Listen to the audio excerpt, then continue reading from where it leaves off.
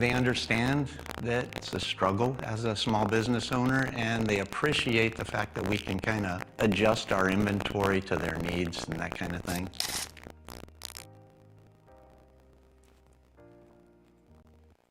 Thank you so much. I hope everyone here, everyone watching, will take some time to watch the other 7 interviews. They're all wonderful, all have their own separate, unique stories, and very impactful to our community.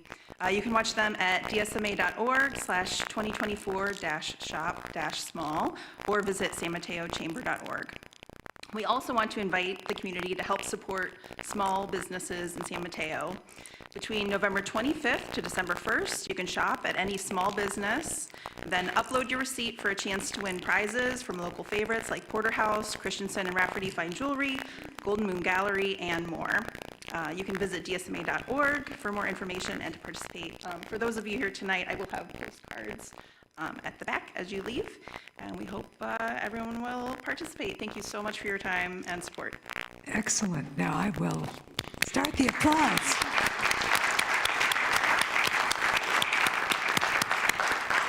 And now I'll read the proclamation, but what each one of you can do to help is to go shop at a small business between November 25th and December 1st.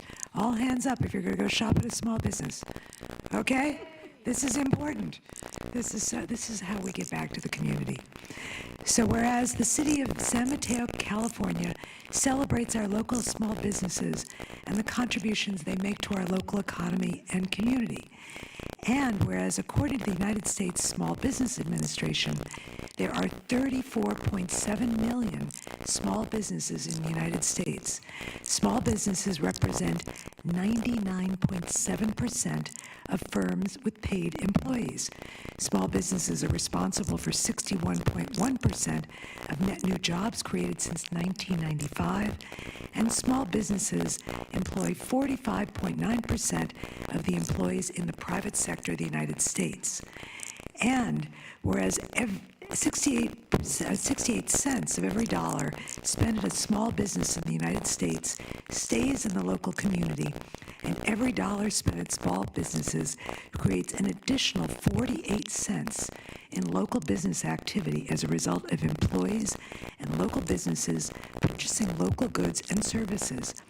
And whereas 59% of U.S. consumers aware of Small Business Saturday shopped or ate at a small independently owned retailer or restaurant on Small Business Saturday 2023.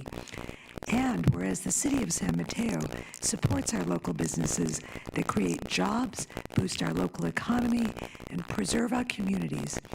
And whereas advocacy groups, as well as public and private organizations across the country, have endorsed the Saturday after Thanksgiving as Small Business Saturday, and as San Mateo has decided to extend it for a full week. Now, therefore, I, Lisa Diaz-Nash, Mayor of the City of San Mateo, and on behalf of all of my City Council colleagues, do hereby proclaim November 30, 2024 as Small Business Saturday, and urge the residents of our community and communities across the country to support small businesses and merchants on Small Business Saturday, celebrating its 15th year in 2024, and shop small, please, throughout the year. Congratulations.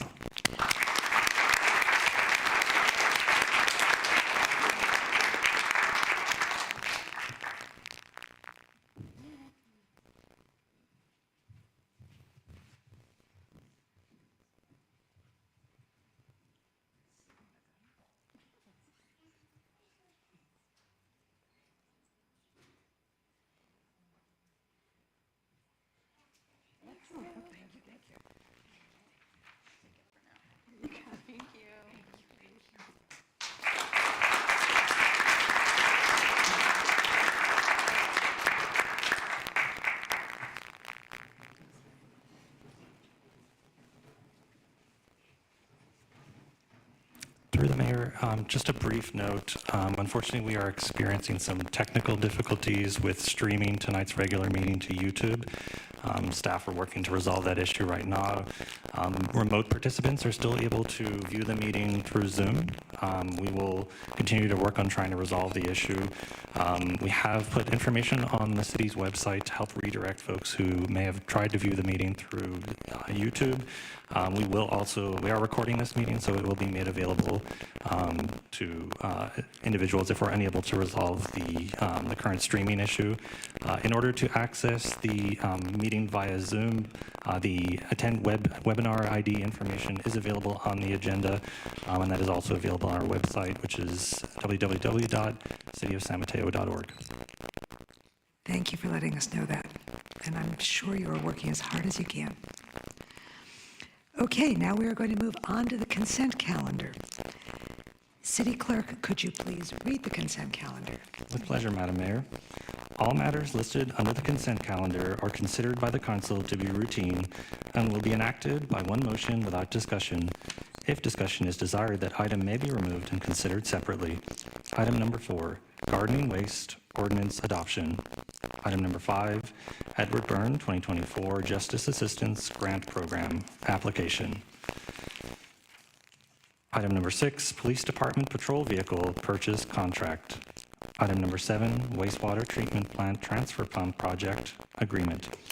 Item number 8, Art in Public Places Annual Report, Renewal of Civic Arts Committee and Reappointment of Committee Members, Approval. Item number 9, Public Safety Data Sharing, Memorandum of Understanding.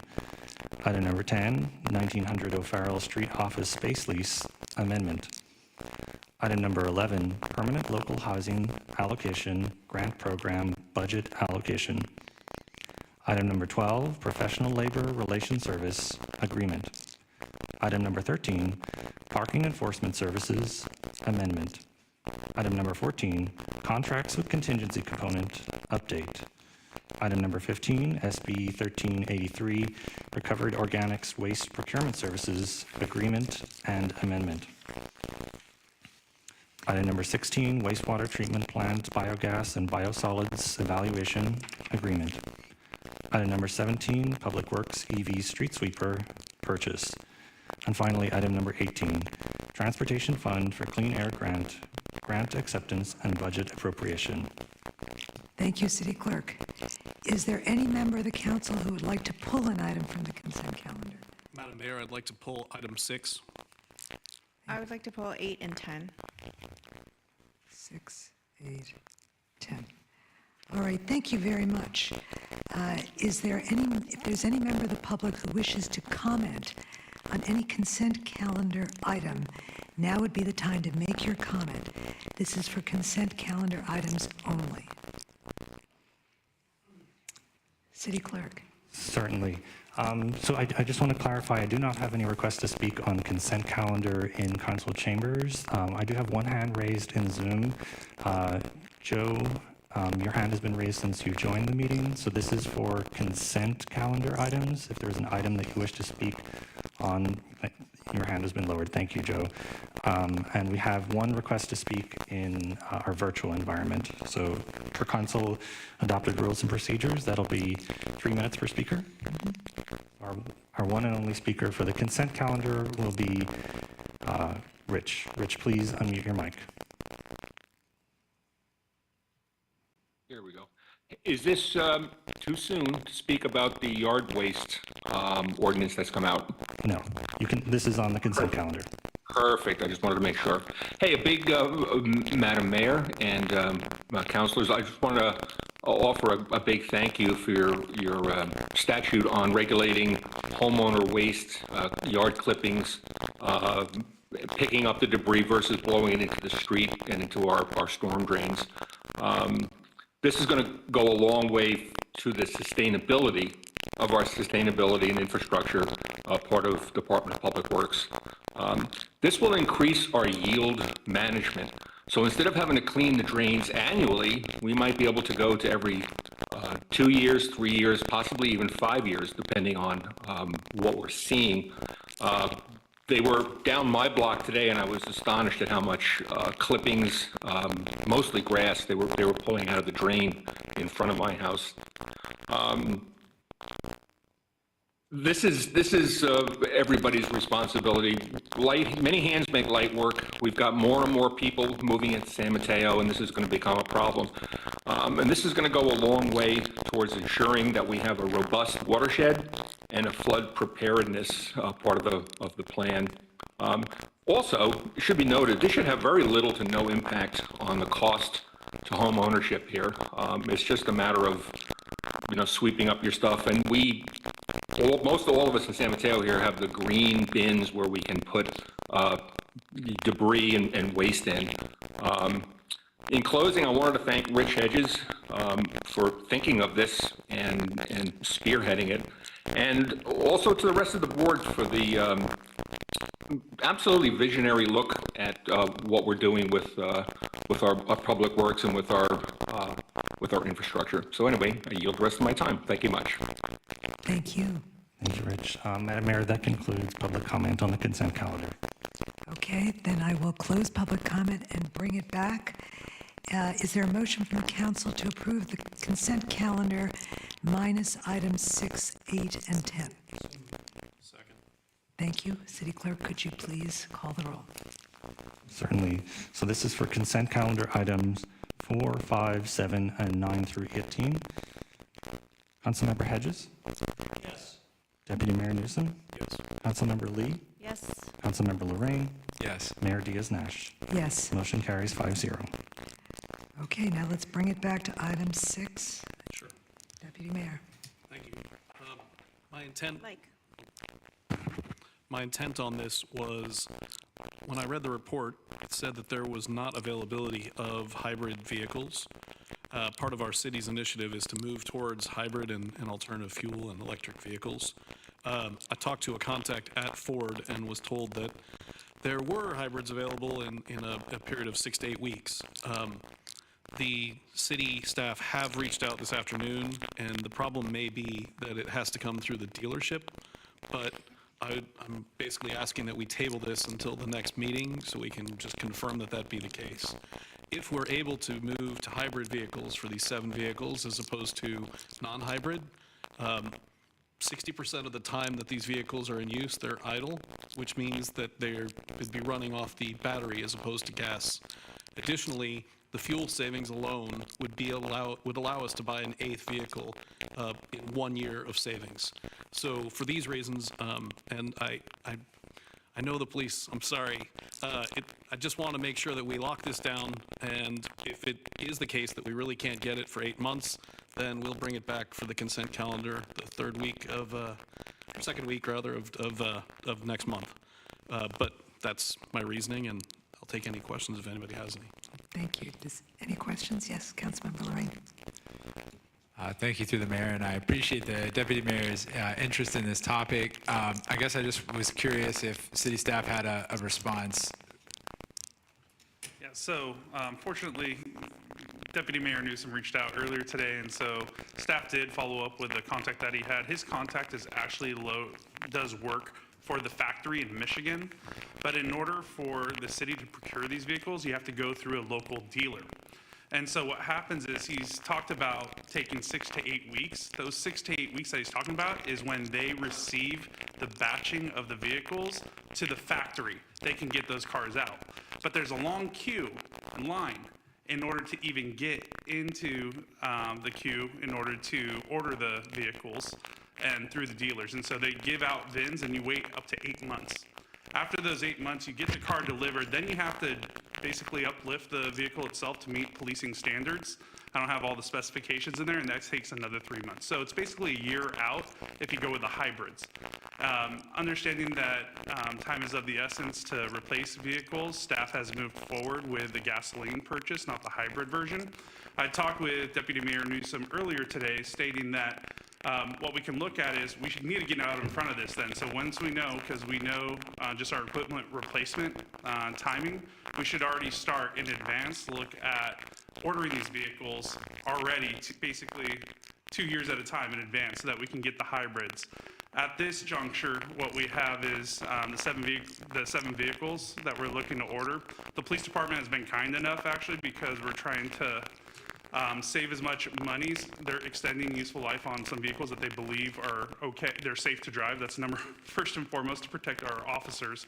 And so we would have asked for probably 13 vehicles. We're only asking for 7 this round, but it's something I would take back to staff in the future of figuring out how we can strategically start ordering the hybrids in advance. So kind of, doing it up front. So that's kind of where we're at. You'd probably get the same response again on December 9th if you waited, because staff did quickly do the due diligence and reaching out to the contacts, reaching out to our contacts and our dealers at the same time. And so that's probably the same answer I would give you on December 9th, just an updated staff report with that.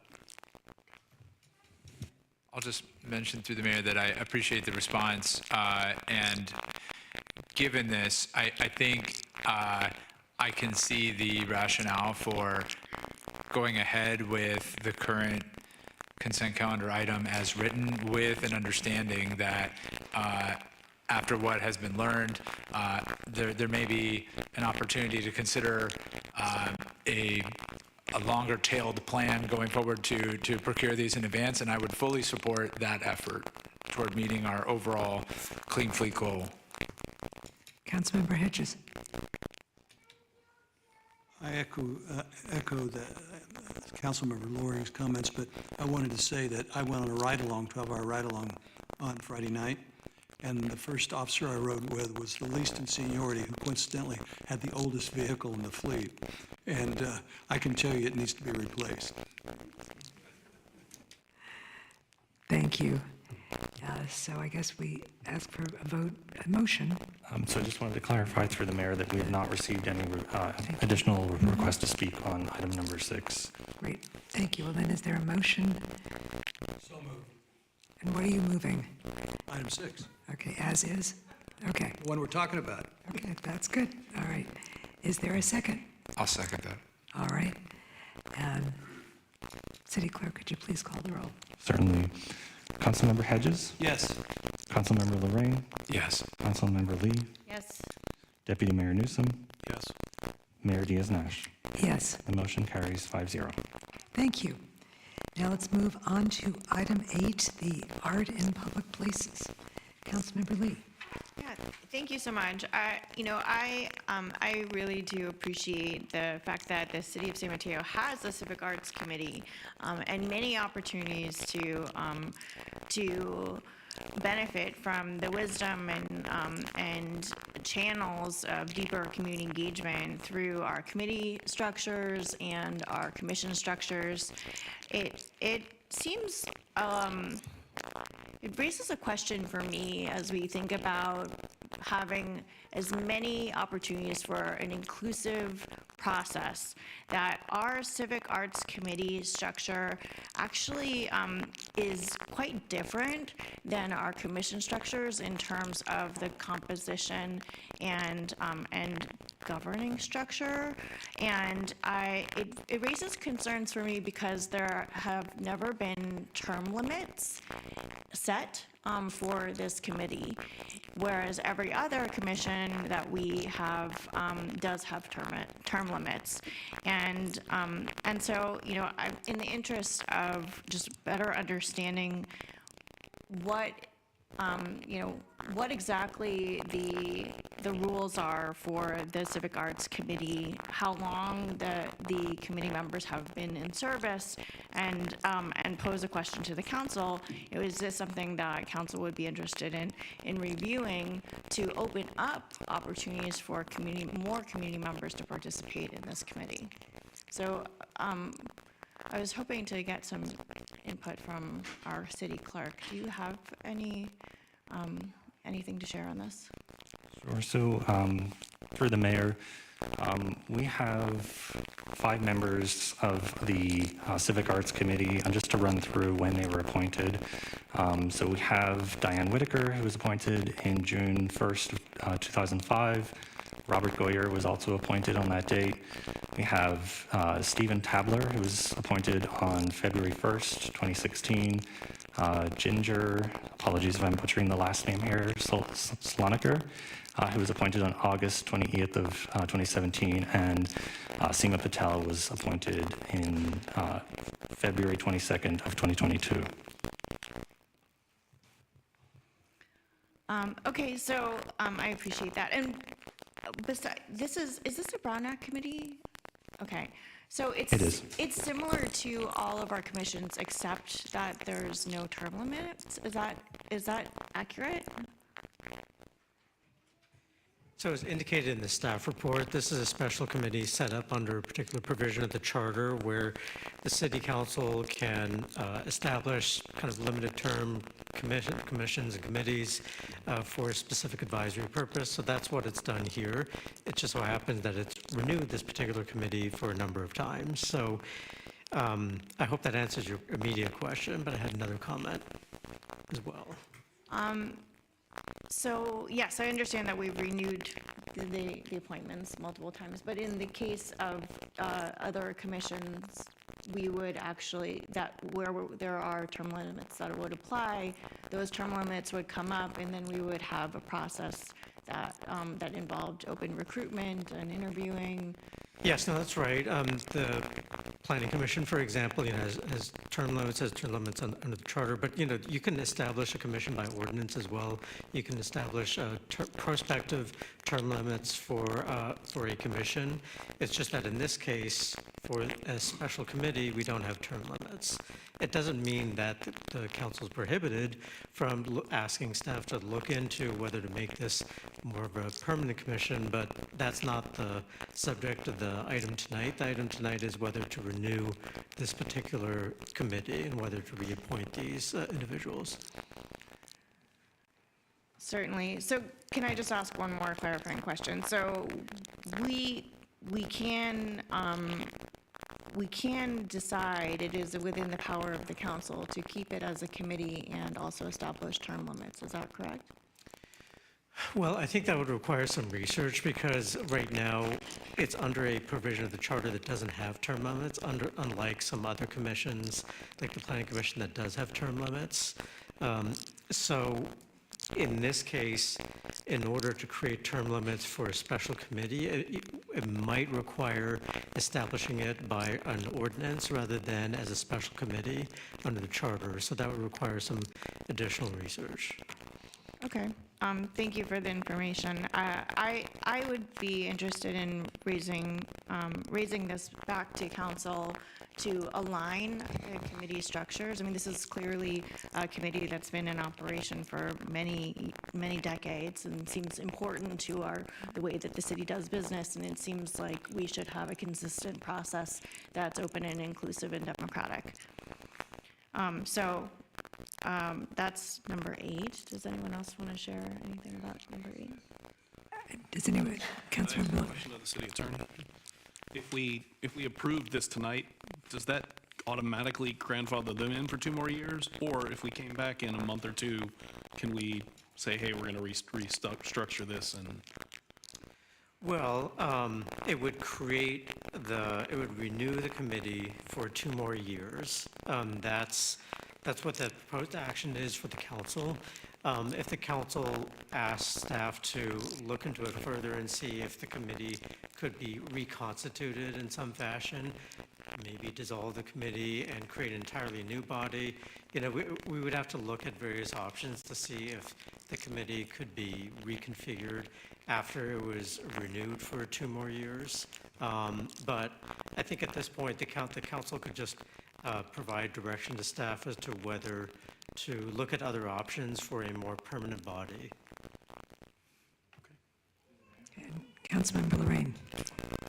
Thank you. I appreciate the discussion. I would suggest potentially going ahead with the current item, but perhaps making a note that the next time the council has a study session on a matter relating to boards and commissions, we could perhaps bring this question up and take a look at the structure of it and consider possible options and next steps.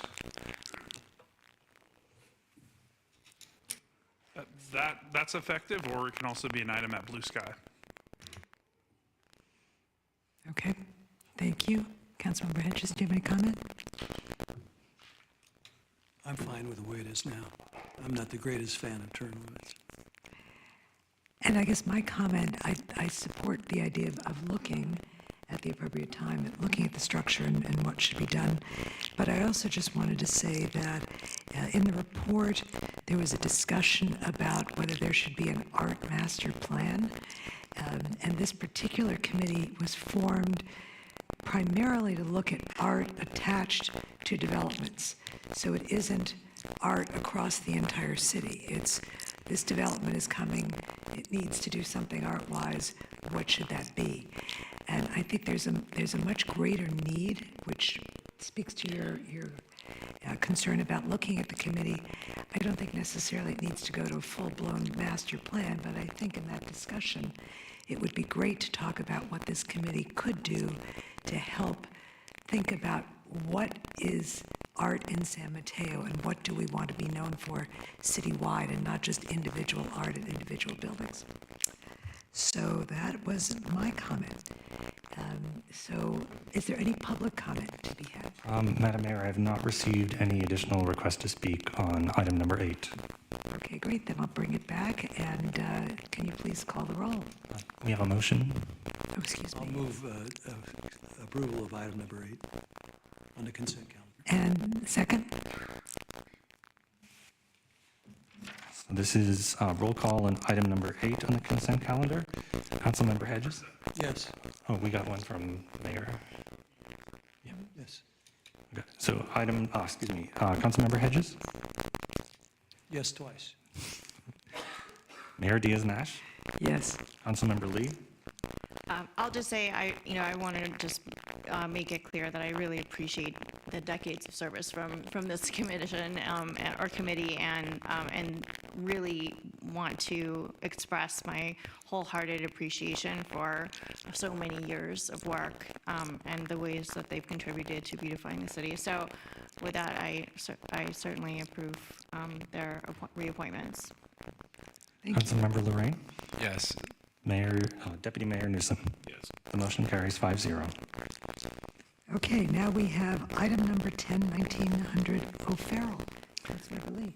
Yes, so as everyone read in the staff report, our city manager, to his credit, did a fantastic job renegotiating our commercial lease for our public works department and saved hundreds of thousands of dollars to the city and taxpayers to renegotiate the cost of the lease down, and I think very favorable terms of five years. And I commend the work that's gone into this. I know that at this point, we're not ready to transition out of that building, but I did want to raise this because now that we have an adopted general plan that includes a policy provision that I worked really hard to get in there, that allows for the city to contemplate and explore land acquisition opportunities for the purposes of community benefit and community assets. I wanted to invite council members, to go on record and consider empowering our city manager by granting him authority to hire a commercial broker to seek these any kind of land acquisition opportunities, including commercial space that could house our public works department. We know that right now there's a market, a commercial market that is presenting us generational opportunities that if we don't jump on, they will pass us by. And I know, this is not exactly the topic of the agenda item, but it is related, and perhaps we could, if it's an appropriate time to give explicit direction on this topic, or wait until I think it depends on exactly what you're asking for. If it's a contract is not on the agenda. But if you're asking, if the council is asking the city manager to conduct an RFP for services relating to a permanent space for this department, I mean, that's sufficiently related, and then a future contract would then come back to the city council for approval. I mean, I'm satisfied with asking council to weigh in and see if there's a consensus to issue an RFP that would allow our city manager to explore commercial acquisition opportunities to house our public works department, or potentially city hall. But are you saying, city attorney, that asking for I'll just throw in city a hall. broader RFP would not be on topic if we were to ask? Correct, because it's an RFP for brokerage services generally to look at all of our city facilities. That's not sufficiently related to the topic at hand. But if you're just directing the city manager to undergo an RFP process, which he already can do, then city manager would go ahead and do that and then bring a contract back to the council, but just related to space for Public Works Department. Or you could just ask for a future agenda item for a broader topic on brokerage services more generally. Kind of up to you. Oh, go ahead. So I'm happy to jump in here. So first and foremost, I want to thank the great city team for all their work just on this lease. We're looking at belt tightening here as the city of San Mateo. And so what we're looking at is we're saving $200,000 a year over 5 years. That's $1 million of savings. And so I'm just really grateful to the great staff team who were the negotiators to negotiate a lease. And this is the building, just for the public. It's next door because we do not have space here at City Hall to house our entire Public Works division. It's about 10,000 square feet of space. I appreciate Councilmember Lee, the willingness to have staff and me as city manager look at an RFP for brokerage services. I think that's something that we can look at folding in with our entire real estate strategy, and that's something that I'm looking really more holistically citywide of how we use our real estate assets to generate revenues and income streams, but also how strategic we are overall of taking advantage of the real estate market. And that might be current office buildings or current sites. When you talk about this is just one piece of a bigger, broader piece, if the council has the appetite to look at a city hall in the future. And these things take time, and I see that, if there's council interest in having those discussions, happy to look into that further and bring something back in the spring, specifically to talk about folding that all together of, looking into potentially an RFP for brokerage services, but it's the council's decision. While I have a vote, I vote yes. I think that's very worthwhile to have the city manager issue an RFP, and hope to see that back in the spring. Other comment? I see one nodding head. Councilmember Hedges. Actually had this conversation with the city manager right after he was hired. I think it's a great idea. I think we really need to start looking at that, and for the long-term goal of having a city hall downtown. Getting lots of things into this. Yes, Councilmember Lorraine.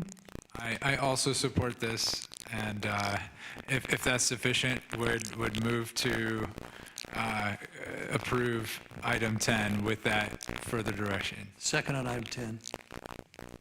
Okay. Certainly. And Is there Madam, any public comment? through the mayor, there's no additional request to speak on item number 10. So this is roll call for item number 10 on the consent calendar. Councilmember Lorraine, Yes. Councilmember Hedges, Yes. Councilmember Lee, Yes. Deputy Mayor Newsom, and Mayor Diaz-Nash. Yes. The motion carries 5-0. Thank you very much, everyone. And thank you for the good discussion on these items. So next is public comment. Members of the public wishing to comment on any item not appearing on the agenda may address the City Council at this time. State law prevents council from taking action on any matter not on the agenda. Your comments may be referred to staff for follow-up. This public comment section is generally limited to a total of 15 minutes. However, that is subject to council's discretion and can be extended if council wishes to do so. If needed, an opportunity for additional public comment may also be provided later in the agenda.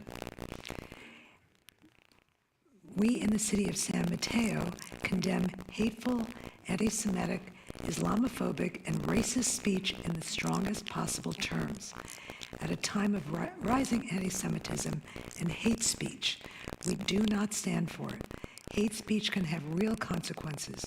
The country has had numerous mass shooting events, including the Atlanta spa shootings of 2021 and the Buffalo supermarket shooting of 2022.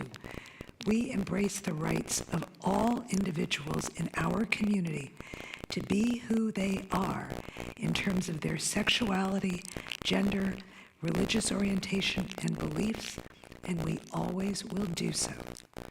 City Clerk, could you please tally the total number of requests to speak on general public comment? Certainly, Madam Mayor. So in chamber, I've received 6 requests to speak. Moving to our virtual environment, as Mayor Diaz-Nash mentioned, this is for general public comment for items not on the agenda. If you wish to speak on this item, please raise your hand now.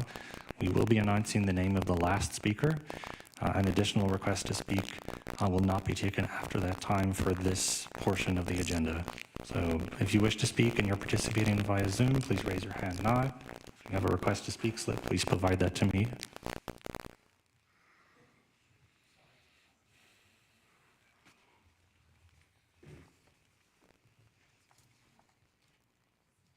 So through the mayor, that brings us to a total of 11 requests to speak. So that would be 2 minutes per speaker per council adopted rules and procedures. And the final speaker in our virtual environment will be Henry Savage. So there'll be 2 minutes per speaker, and we will start with request to speak in council chambers. When I call your name, if you could please line up to my right, that'll help us make sure we can get through all of the requests to speak tonight. So our first 3 speakers in chambers will be Dave Deasy, followed by Dennis Bogius and Lori Heater.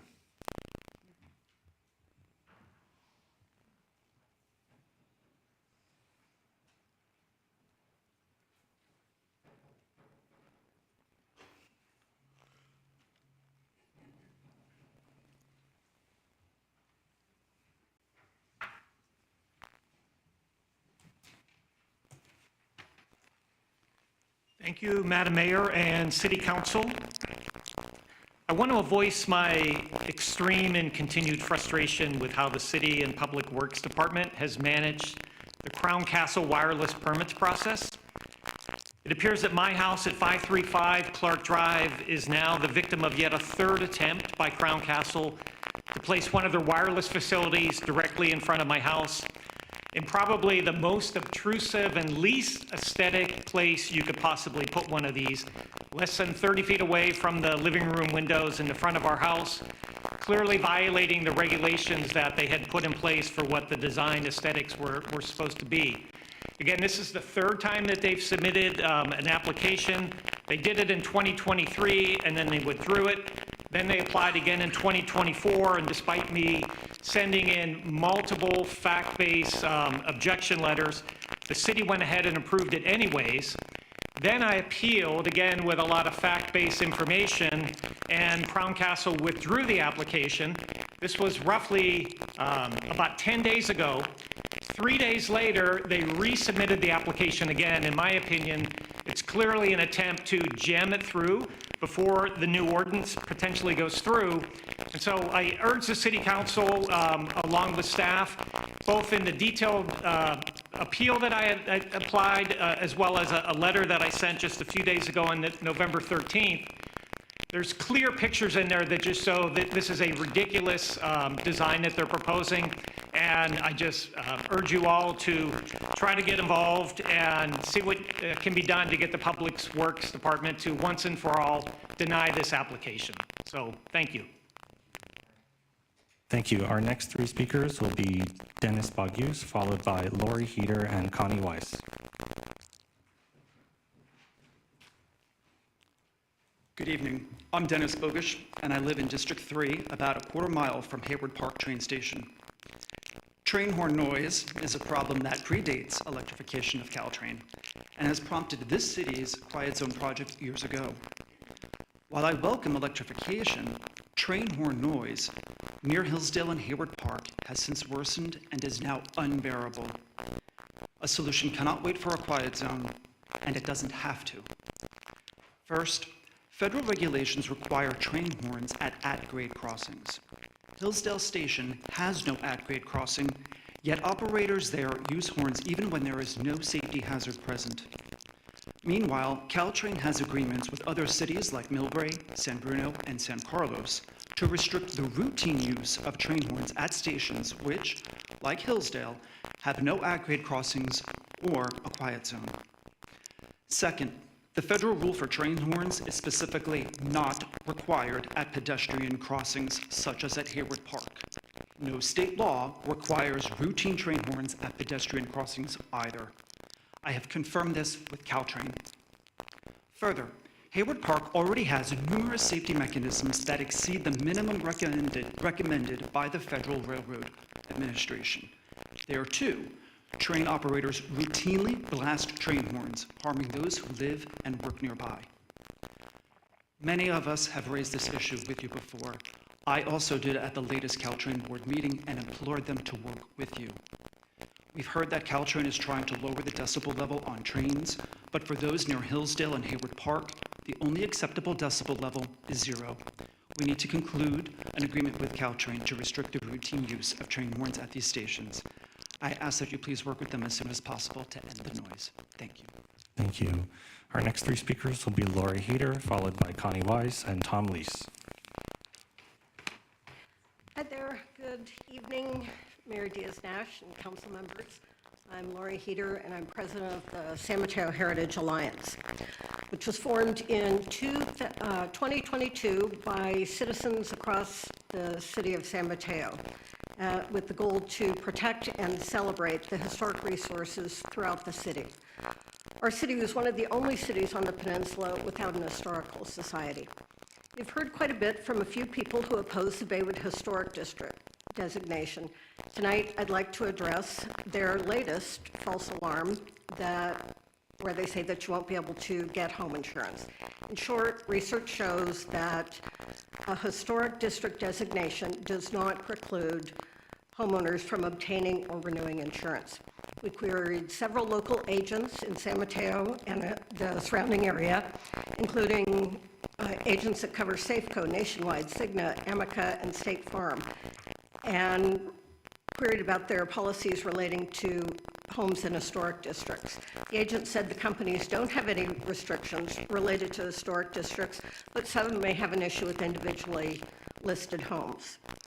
Insurance costs are based on actual homes and conditions. There are many reasons why insurance is denied. Safeco's apparently denying most policies in San Mateo right now. The National Trust for Historic Preservation recently reported local regulations are key in determining rebuild requirements. The Secretary of Interior standards, which the city follows, do not require replication or use of the same materials if there's a loss. Historic preservation planners haven't seen any cases where property insurance was dropped after the historic district was created. It's a shame to see less red tape resorting to these scare tactics. Historic designation is an honor and brings substantial financial benefits to historic. Thank you. Our next three speakers will be Connie Weiss, followed by Tom Lees, and Yui Tang with Alfred. Good evening, Madam Mayor and City Council members. In all this discussion about Baywood becoming a historic district, many residents are not aware that San Mateo had a historic district since 1993 within Hayward Park's Glazenwood and is under Historic Preservation Ordinance section of our municipal code. San Mateo Heritage Alliance commissioned a survey of all Glazenwood owners to ask what residents experienced as a result of historic designation.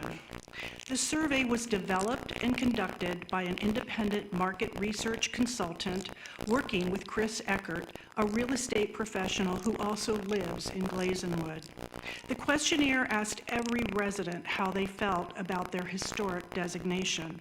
Some key takeaways from the 46% of residents who responded includes 94% say historic designation is important or critical. 88% say the preservation ordinance that protects the character of the neighborhood is critical or very important. 70% of respondents noted their properties had significant remodeling projects, and 30% happened after historic designation. These respondents were happy with the process and results.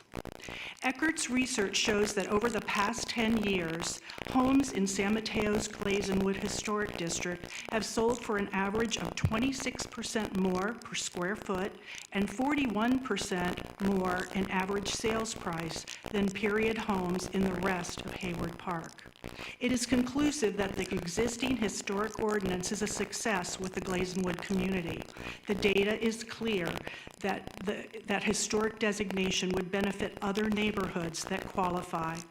Full details of this study are on the San Mateo Heritage website. Thank you. Heritage.org. Thank you very much. Thank you. Our next three speakers will be Tom Lees, followed by Yui Tang with Alfred, and Michael Reagan.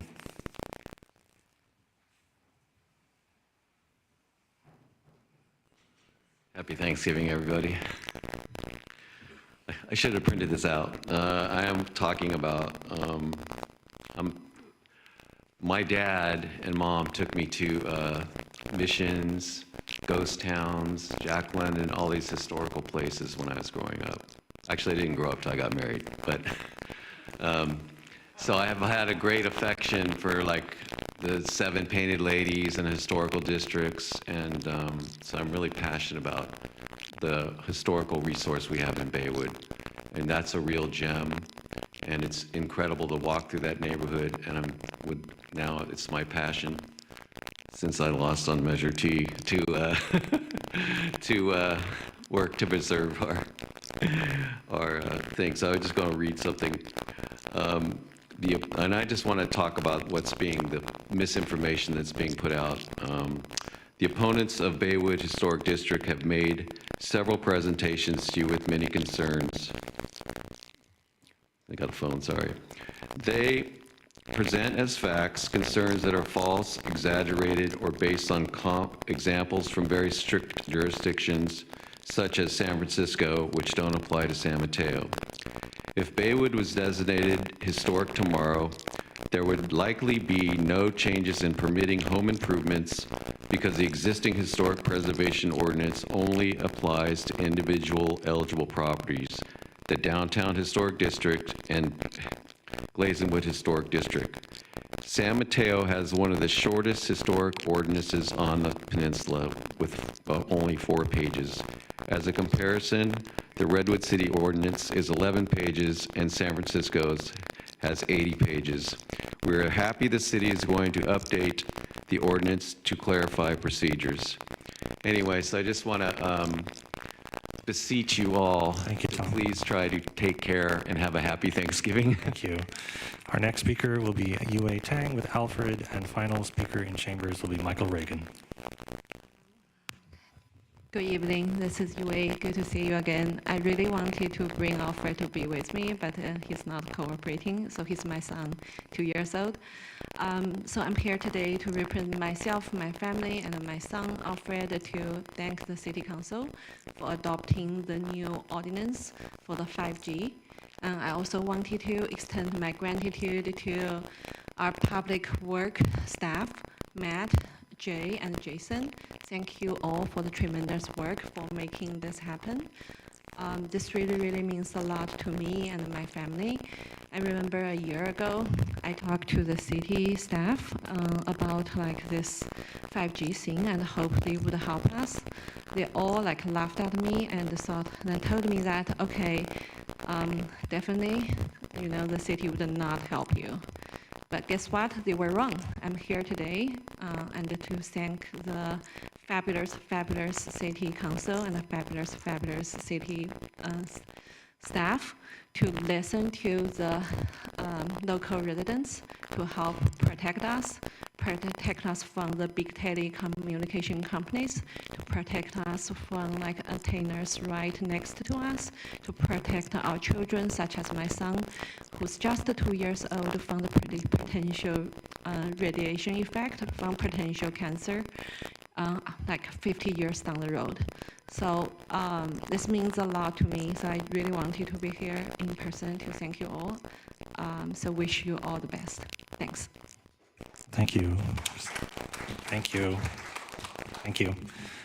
And our final speaker in chambers will be Michael Reagan. Yeah, I'm going to change the subject a little bit. So this is also for you, and it's also for the general public and anybody who's listening. I don't think this has been kind of brought up enough.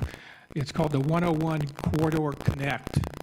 And what it involves is it's grants from the Transportation Authority, and they're taking a survey, and the survey includes cities up and down the peninsula. And if you take the survey, they're even offering prizes of $100 up to $250. But what this money provides is a connecting routes in the cities that they pick for these awards, for the bicycles, for walking, for transportation, I guess, between the 101 and the east and the west side. So this is very important. I know, being on the bicycle committee, that it was one of the major setbacks was the funding to get this stuff done. And considering that the Transportation Authority is going out of their way to try to provide that to the cities, but we're in a contest with these other cities. I think it goes from Burlingame all the way down to probably Menlo Park. So I think it's important that the city council does a little bit of push, maybe publish some stuff. The public, please take the survey, 101 Corridor Connect, find the email address. And this ends at the end of the month. So we have 12 days to get this done, to try to make our city one of the cities that they pick, because out of all the different requests, I believe they mentioned that they were going to pick between 8 and 10 projects that they will look over and ask for approval. So please get the word out. Thank you. Thank you. And that is our last speaker in chambers for general public comment. We will now move to our virtual environment, where our first speaker will be Joe. Joe, please unmute your mic. Hello, can you hear me? Yes, we can. Great. Hello, my name is Joe Bondi-Dunamy, and I want to thank council for their work and Mr. Lorraine for sending the information as we met with him last week regarding street safety. We live on Sunset Terrace, a street that is just up the hill from Hillsdale High School, and I'm raising an issue about the intersection at Sunset Terrace and 28th Avenue. Going up 28th Avenue, which is now connected all the way down through our lovely new train station, all the way up to 92, has become a very speedy thoroughfare for people hopping off 92 and accelerating their commute. The street has been an issue, though, for many years with speed, and our neighbors have sent many emails and requests for speed mitigation, such as a speed bump, stop sign, or crosswalk at the intersection of 28th and Sunset Terrace. There's more than 20 kids under 10 on this street, and it's a crossing that connects to a cul-de-sac, so it's frequently used. And we've been very concerned about it for many years, and like I said, requests have been sent. And although we understand that the City Works Committee department has had turnover and other priorities, we've been very patient to this matter and respectfully request an acceleration of attention at 28th and Sunset Terrace. 3 weeks ago tonight, our worst nightmare came true. Our neighbor, Eva Palka, female, 70 years old, and her dog were hit by a car going up 28th Avenue. The dog is deceased, and she's still in the hospital, and the latest prognosis is not great. We're really concerned about this intersection. for our kids, for our families, for everybody across this year. It's become a really speedy street, and it's only getting worse. And without action, I think it's going to keep getting worse, and we're going to have more fatal accidents. So thanks for hearing me out. Would love to have more attention with this, and I want to thank Mr. Lorraine for the invite, for his attention so far. But I'd like to ask for more work here on behalf of all of our neighbors on Sunset Terrace. Thank you. Thank you. Our next speaker will be Tasso Zagrafis. Tasso, please unmute your mic. Good evening. The Gramercy Mounds, El Cerrito neighborhood in San Mateo is a picturesque, vibrant community. We are perfectly situated east and west between El Camino Real and the city of Hillsborough, and we are bordered north and south with the charming San Mateo Park and Baywood neighborhoods. Known for its tree-lined streets, architectural diversity, and exceptionally welcoming community spirit, Gramercy Mounds El Cerrito embodies a rich blend of history and charm. We are thrilled to announce an exciting milestone for our neighborhood. We are moving forward with our efforts on an application to the state of California to becoming a designated historic district. This endeavor highlights our collective commitment to preserving the unique character, historical significance, and architectural heritage of our community for generations to come.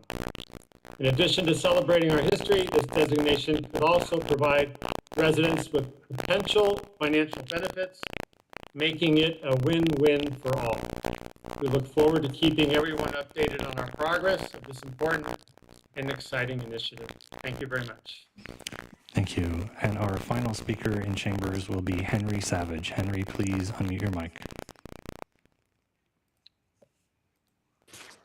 Hello, good evening. Hopefully you can hear me. Yes, we can hear you. Perfect. Hey, my name is Henry Savage. I'm a resident of the Sunny Brae neighborhood here in San Mateo. And I'm here to talk about train horn noise and the impact that it's had on me and my pregnant wife.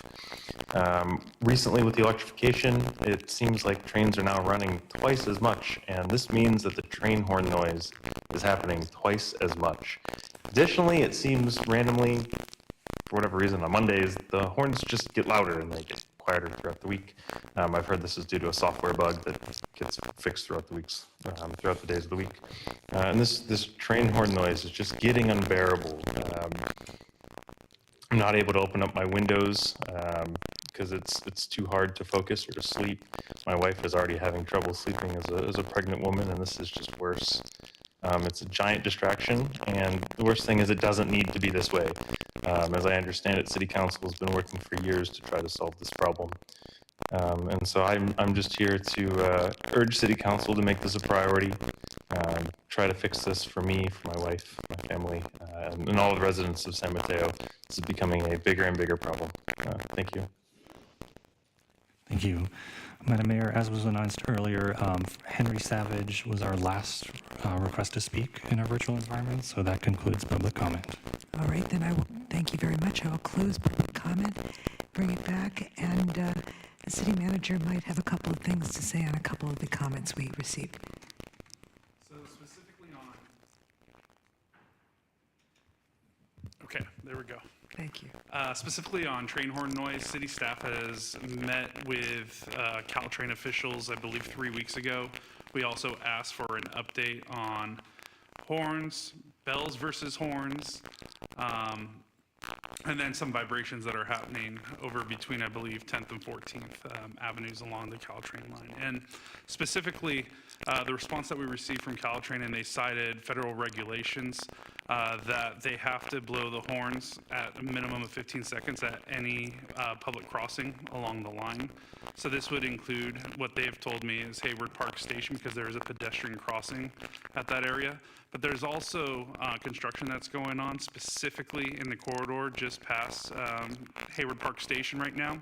And so as long as there is construction, they have to blow the horn, unfortunately. And so the project is hoping to conclude, I believe, by January. And so we're hoping that horns will, the number of horns subside, but we also have to recognize that there are more trains now on the line as well, and the frequencies have been updated, and so that's also probably what residents are feeling with additional train horn noise. They have also confirmed to me that they have 15 trains in service right now, and all 15 trains are now down to the 96 decibel limit. And they also said that any new trains coming out of Salt Lake City that they have on order will also be at 96 decibels.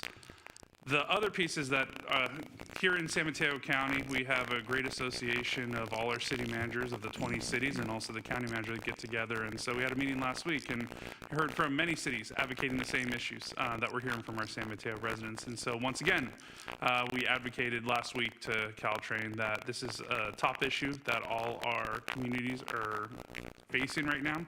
And so I even got a call back from the executive director of Caltrain, Michelle Bouchard, last week, even saying that they're committed to really working on the train horn noise issue as well.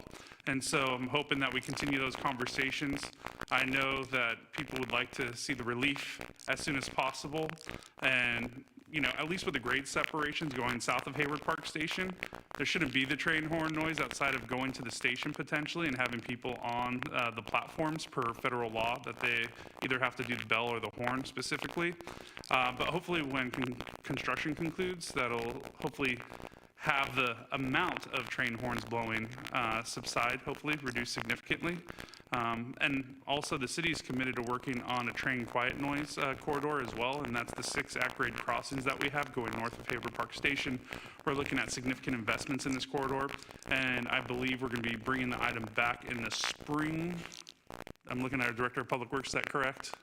Yeah, spring, because we were looking at the 2 at-grade crossings at Bellevue and Villa Terrace for potential closures. And so that's the update. We're in regular dialogue with Caltrain, and we'll continue that. And I hear you. I appreciate you bringing it, and I will follow up again this week and let them know it keeps happening here.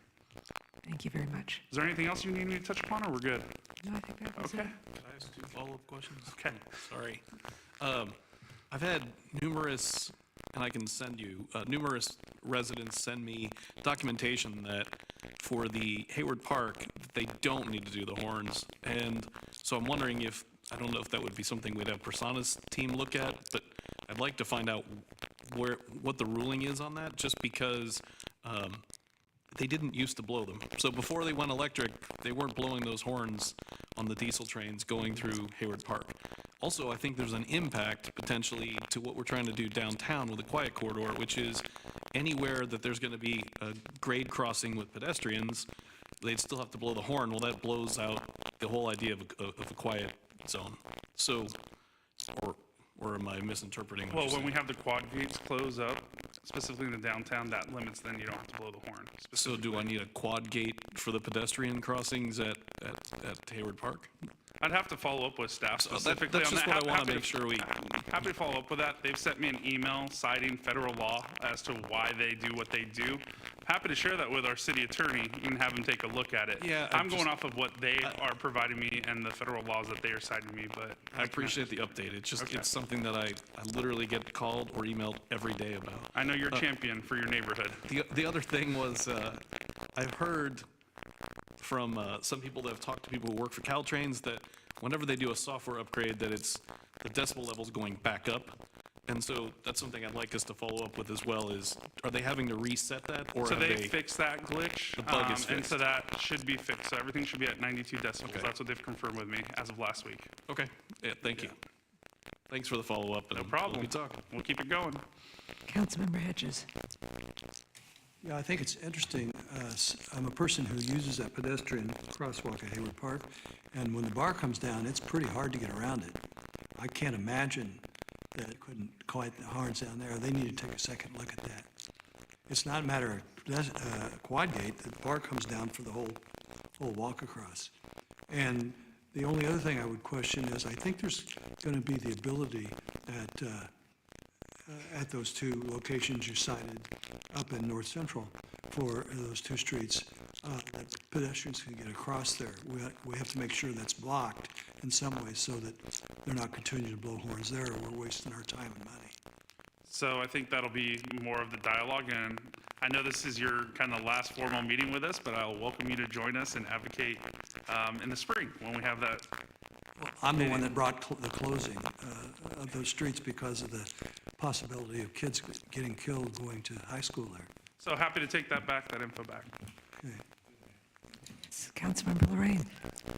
At the risk of going too far into items that I know are not on the agenda, we did hear one public comment that that noted about a wireless application perhaps potentially renewed. And at our last council meeting, we got some information from our director that there was a stop work notice, and I wondered if there might be a staff response for this. I think this is more properly addressed during the next item, which is the wireless ordinance, of course, so that can be raised at that time. Okay, be right back. All right, then I think we will close comment on public comment.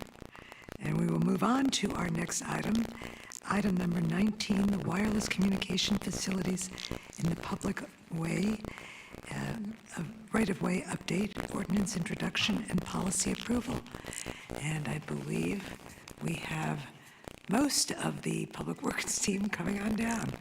There we go, we're good. So Jay Yu, the engineering manager, and Jason Hilary, the senior engineer, and Matt Fabry, the director. Thank you all so much.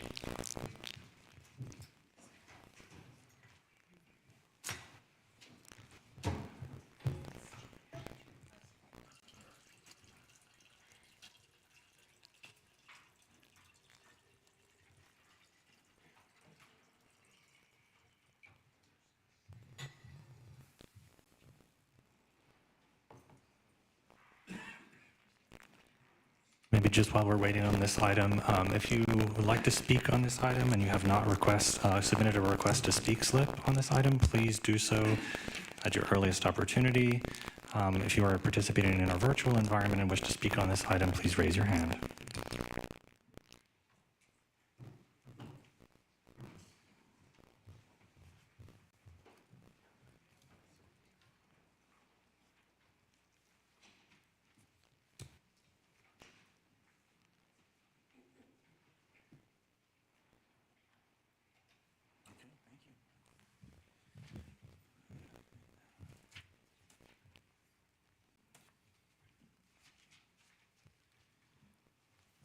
All right, good evening, City Council. My name is Jay Yu, the Engineer Manager, and tonight we will be going over the 2024 Wireless Ordinance and Policy Update. All right, there we go. Just a glimpse of what we're going to go through tonight. It's a relatively large deck.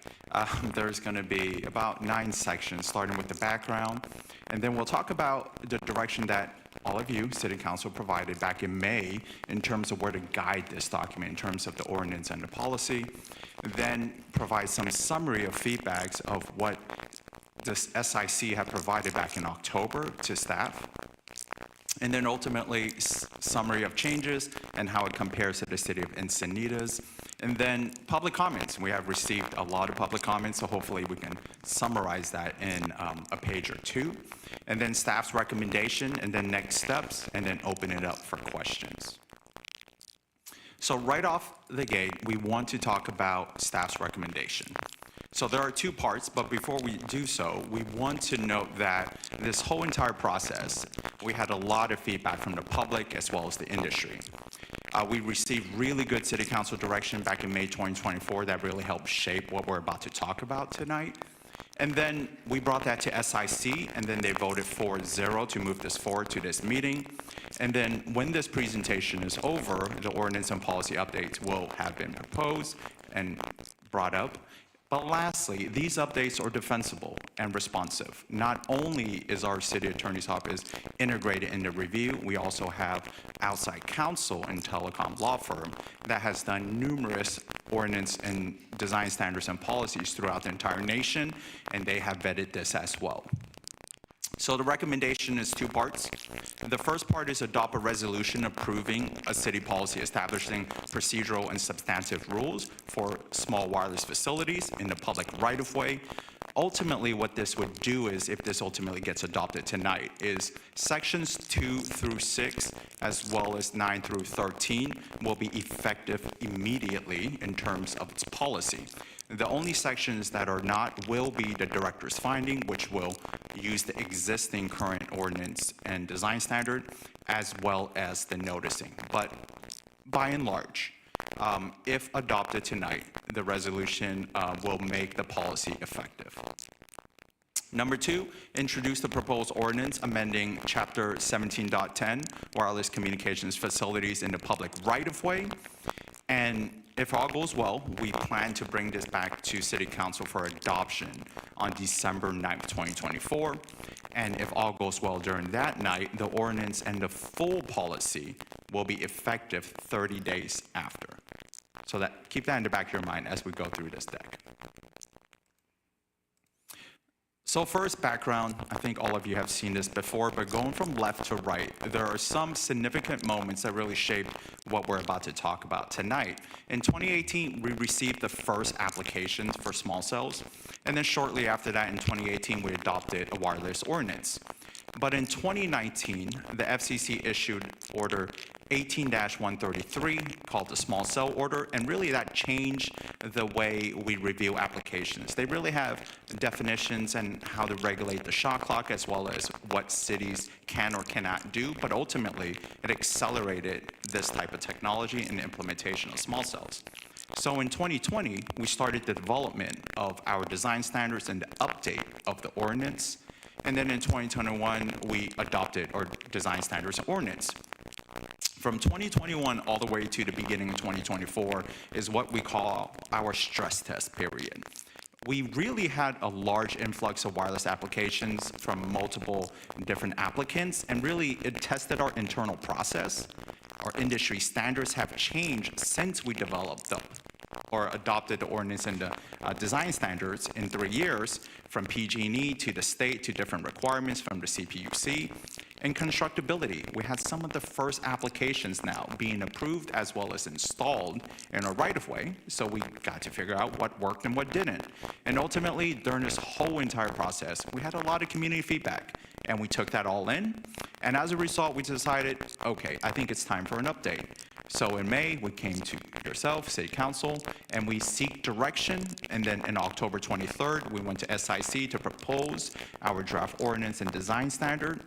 And then tonight, here, November 18th, we're about to go through our first reading. And hopefully, if all goes well, December 9th, we will have adoption. And this entire process, I cannot emphasize more that outside of seeking input from the community and the industry, we have done it in virtual meetings, numerous virtual meetings, numerous in-person meetings with the industry, multiple stakeholders from the community. I lost count of all the emails that we have received just over the course of 3 years, all the letters, whether it be from advocacy groups, from the community, from attorneys, from applicants, from carriers, and we have consolidated just hundreds of data points to really present and make up this proposal in terms of the ordinance and policy that we're about to present. If you remember this chart, this was presented in the last study session, but just as a quick glimpse, there are 12 buckets initially that the public and the industry really honed in on in terms of overlap. I'm not going to name it all, but gap in coverage, appeal process, public notices, as well as poll options are some. To the right, you will see a chart in terms of how they feel the current design standard and ordinance is. Green represents the community's feedback. Blue represents the industry. And just by looking at the industry, for the most part, initially, the industry felt that our existing policy and design standard was pretty neutral in terms of not being too restrictive and not being less restrictive. Now, in terms of the community, you would notice most of the circles tend to be on the left side, which means they feel like our existing policy can be more restrictive. An example of that is restrictions on residential land uses. They really want that to be more restrictive, and application requirements. They want that to be more tedious as well. So we took all of that, we brought it to City Council in May, and then there were 16 buckets that City Council gave us direction on, from conformance to state regulations to the appeal process, wanting us to use hearing officers for appeal arbiters and also to extend the appeal window. That was something that we consistently heard from the public as well as council. In terms of poll options, you wanted us to expand our poll options and use discretion to use freestanding polls. Other things that were provided early on in May from City Council was the appeal cost recovery process. They want us to look at a fee that is minimal and not cost prohibitive. They also want us to explore using third-party experts in terms of the review. So a lot of good direction was provided. We then took this feedback to SIC in October, and these were the summaries of their comments. They voted 4-0, recommending the proposed ordinance and policy to move to City Council for tonight. They understand the exception process is necessary to comply with federal requirements and will require additional staff time to review associated documents. The proposed draft ordinance was thought to be very well balanced, and they recommend reorganizing certain portions of the policy to minimize potential confusion. And then lastly, expand the definition of technically infeasible to include safety limitations and other law requirements. Which brings us all here, the meat and potatoes of the presentation, the summary of the changes. But before we start, I want to just remind everyone, there are two things that we want to present. We cannot adopt regulation that effectively prohibits providers from providing service. That's federal law. The city can require and ensure compliance with FCC's limit on RF emissions, federal law as well, but we do not set those thresholds. That is with the FCC at the federal level. So with that, we will start talking about the changes, and it's a two-parter. The first part these are completely new proposed language that does not currently exist, and I'll go top down, left to right. So the city policy is something that you will hear a lot during this presentation, as well as the document that is attached. Currently, this is called the design standard, but moving forward, this will be the city policy. Specific submittal hours, these are new as well. One of the first things we learned is by not setting submittal hours, applicants can submit whenever they want. And it does cause some resource allocation issues with staff. So in the new proposed ordinance and policy, we will have submittal hours. Antenna height, this is something that we've been hearing a lot from the public as well as from council. We will have language now talking about the minimum height for an antenna, as well as not allowing an antenna to be at a window elevation within a certain setback. Annual RF compliance, this is one that really relates to post-installation and requiring carriers to submit annual affirmation in terms of the RF compliance. And then setbacks, restricted sites. This is one where if you're 300 feet within residential dwelling units, daycare, and a school, you are now considered a restricted sites. And then batching is now allowed thanks to the new AB 965 bill that was passed about a year ago. And then the appeal fees, and we'll talk about this more in depth, it will be set at $565. That's what we're proposing. And then there will be pre-approved designs at the director's approval. So first, setbacks, restricted sites.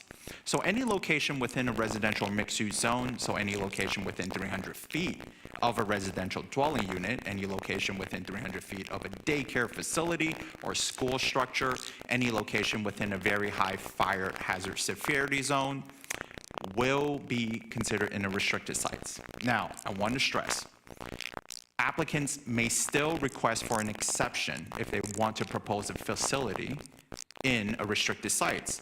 Now, when we look at the exception, they shall demonstrate that it is effectively prohibiting them from installing a facility. Now, one of the first things that I mentioned is it is against federal law for us to effectively prohibit installation. So applicants will need to demonstrate that they can fulfill the exception process in doing so. Having setbacks and restricted sites does not mean we will not have wireless facilities in San Mateo or even in these areas. It just means there will be a different process, a more tedious process, and there will be more thought that goes into it. Submittal hours, these will be defined from Monday to Tuesday, non-holidays, 9 a.m. to 4 p.m., and then batch applications. They may submit up to 50 applications. If deemed similar, this is defined by the size of your city, and 50 is the size of our city in terms of its maximum. Next, antenna heights. We will have a minimum of 18 feet in terms of antenna installation, and that's ultimately to get it away from most of the viewing elevation for most homes. And we also have provision language in here to not allow antennas to be within a window elevation if you're within 50 feet of a building.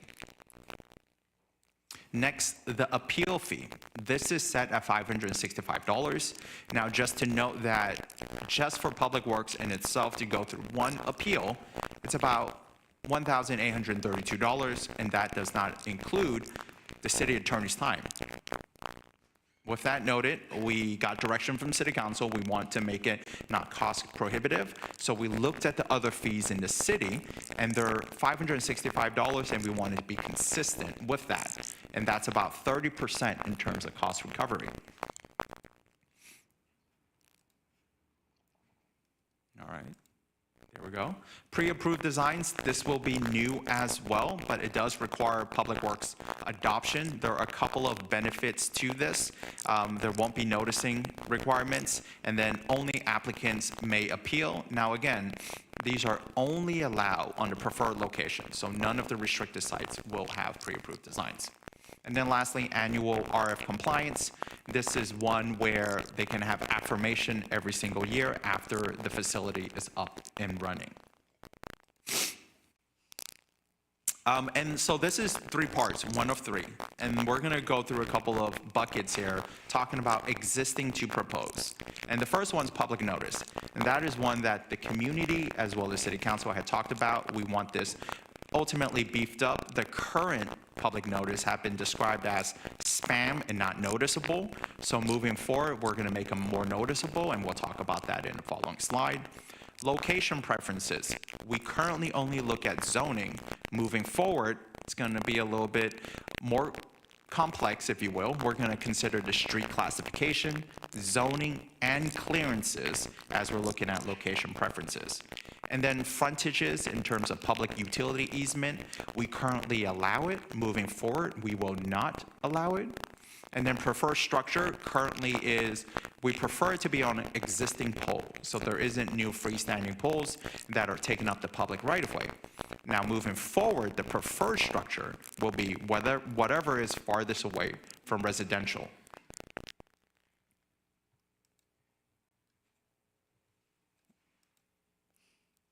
All right, I'm clicking here. Here we go. I'll use the keyboard. Public notice, mail notice. If you look at the bottom left, there is an image of some white letters. That's what it currently looks like now. The comment is, it looks like spam, and I don't really notice it. So the postcard to the right is what the standard will be moving forward with the red line that says notice a wireless permit application. We will always make it more noticeable, and we would also now have applicants submitted through USPS informed delivery. I think that was also a comment from City Council. In terms of the site notices, we're also going to make it more noticeable. So at the left, at the right there, you can see that there are some letters that are in some plastic holders on a utility pole. Not that noticeable. We're going to have A-frames moving forward, as well as red text and more graphics to make it more noticeable. Location preferences, as mentioned, we currently look at land use. Moving forward, we're going to look at street classification, zoning, and clearances to residentials and other antennas. And then in terms of its location preference, I want to just bring this up. To the left is how we have it structured currently. From manufacturing being the most preferred and residential single family being the least preferred. Moving to the right, it is going to be a little bit more complex. So starting at the top, 1 through 3, it is non-residential mixed-use zones along an arterial, a collector, and a local roadway. And then moving to 5, 6, 7, and 8, these are all restricted sites, so these are the least preferred. So anywhere within 300 feet of a residential mixed-use zone, residential mixed-use zone along an arterial, collector, and local streets. And I want to emphasize, locations 5 through 8, those are restricted sites. And then part 2 of 3, for existing poles, we currently allow utilities and streetlights. We got direction that we want to expand this a little bit more, so now we include signals at intersections for facilities to be allowed on. Mounting preference, we currently only prefer top of pole, so if you want to mount it in any other way, there will need to be an exception request that is granted. Moving forward, we will have a hierarchy of top of pole, on the pole, and side of the pole. Alternative site analysis. This ultimately is what the applicant submits to let us know what are feasible sites. Right now, the radii that we have specified is 500 feet, and renders are only required for the final proposed site. Moving forward, this will now be 300 feet, but renders will be required for all feasible sites. And then director findings, we currently have 4 that are really broad, and we'll talk about this. And then moving forward, there'll be 9 specific findings that an applicant or application must meet in order to be approved. So first, going from left to right is our preference of poles.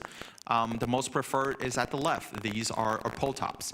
And then the middle picture is the pole mount. And then the picture at the right is the side arm. This is the least preferred. And then this is a comparison of the current director findings versus the proposed. At the left, the applicant and wireless small cell facilities must comply with section 1710 and our Muni Code and our design standards and application requirements. That's one finding. 2, the application deemed complete by the director. And 3, application complies with all applicable federal, state, and local laws. And then 4, application demonstrates compliance with the FCC rules for RF emissions. So really just 4 findings. We're expanding that now, proposed to 9. 1 is project qualifies as a wireless small cell facilities defined by the FCC. Application meets all design requirements in our Muni Code, so that also include applicable federal, state, and local laws. The project is in a preferred location, or the most preferred location, or has a granted exception. Project on the most preferred structure, or has a granted exception. Project not on a prohibited structure, applicant has demonstrated it can obtain service connections and provide plans showing proposed service connection routes. 7, applicant demonstrates compliance with FCC rules for RF emissions. All required public noticing has been given. And then lastly, we want to make sure they're paying their fees and deposits and or enrolled in quarterly billing. And the last part 3 of 3 in terms of substantial changes, build-out period. We currently have a build-out period, and that's the time of when we approve a wireless application to when they actually have to complete and deemed final for the actual construction. So the facility's up and running. We currently give them 1 year and a 1-year extension. That is now changing to a 1-year build-out period and a 6-month extension period. The appeal window is moving from 5 days to 10. The appeal authority is moving from the SIC to a hearing officer. And then the appeal basis will not be anything that is not RF related. It will be limited to the director findings. And the purpose of this is, having been through a lot of appeals, there are a lot of things that gets appealed that honestly staff and Public Works in the city has really no expertise on or have no guidance on. So a lot of this is like real estate property values. That's not one of the metrics that we look at approving an application. So moving forward, we want to make sure that when something gets appealed, we actually have knowledge on in terms of how to review the appeal. So with that, the other direction from City Council is, how does this compare to the city of Encinitas? So we have a couple of slides there. Starting with a lot of the similarities. City of San Mateo and Encinitas, we both have the section 6409, and they're not in the policy. We both have voluntary meetings, so we don't have mandatory meetings requiring for an applicant to come in. We both have the term technically infeasible defined in there, and that's physically not possible, with some minor word choices here and there. And then we both send email notifications. We both have a 1-year build-out period. We both have annual RF affirmation. We have pre-approved designs, and we both incorporate the exception process into our ordinance and policy. Now, some differences. The application for the city, we receive it via email. The city of Encinitas receives it in person. We allow up to 50 projects to be included in a batch application. The city of Encinitas is up to 5. The submittal notices that get sent out, the applicant does it for the city of San Mateo. For the city of Encinitas, staff does it there.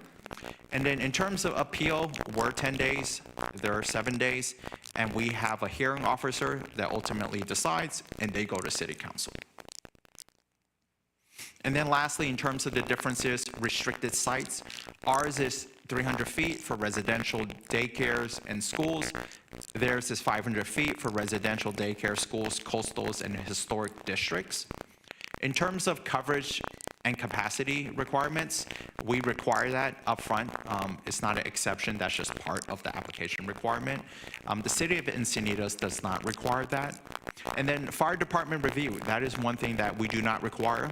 Now, in the last study session, our deputy fire marshal did speak and noted that they don't see any issues in terms of fire hazard. But the city of Encinitas does have the fire department review each application. And then we do have language in terms of antenna height, and ultimately that is a minimum height of 18 feet, not allowed in the window elevation.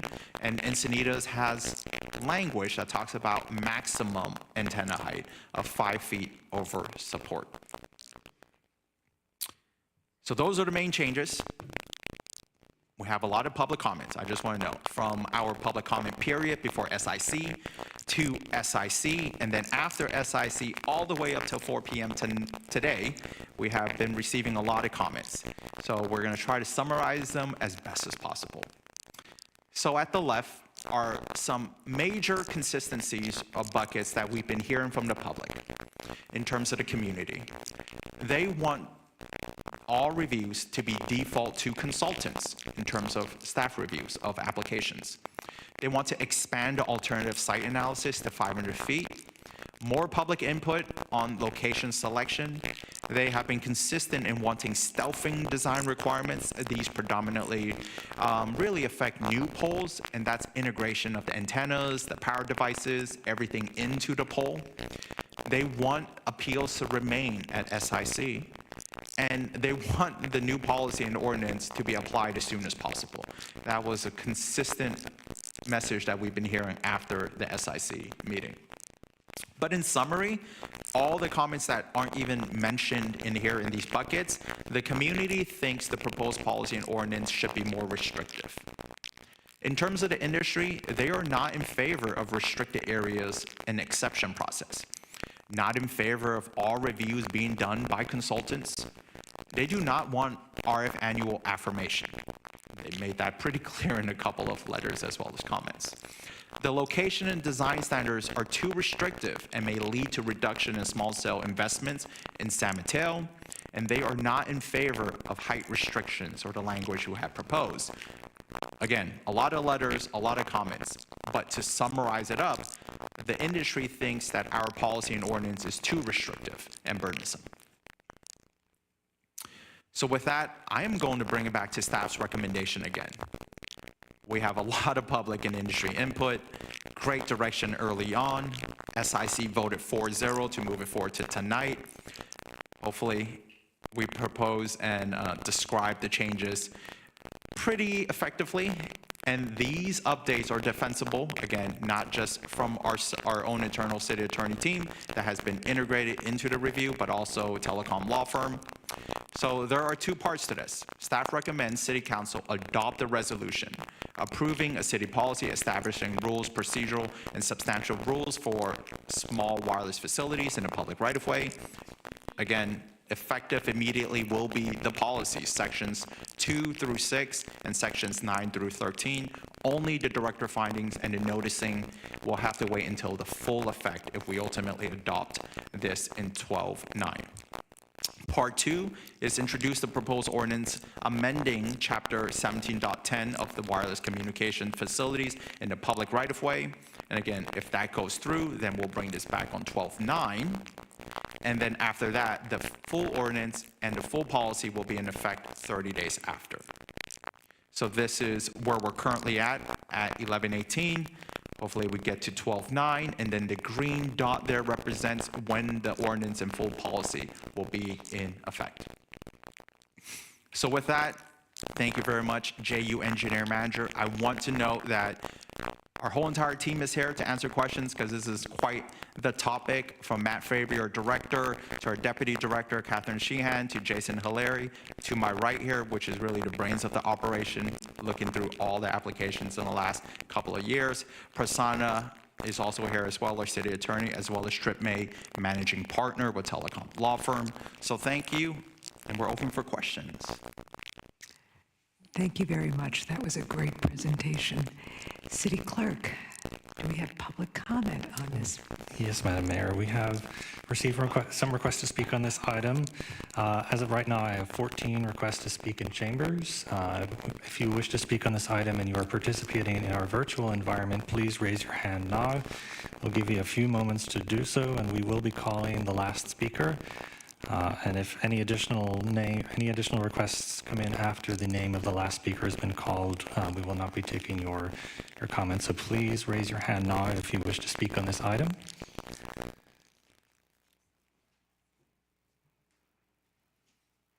Okay. Madam Mayor, we have received a total number of requests to speak. Oh, we're still getting some more.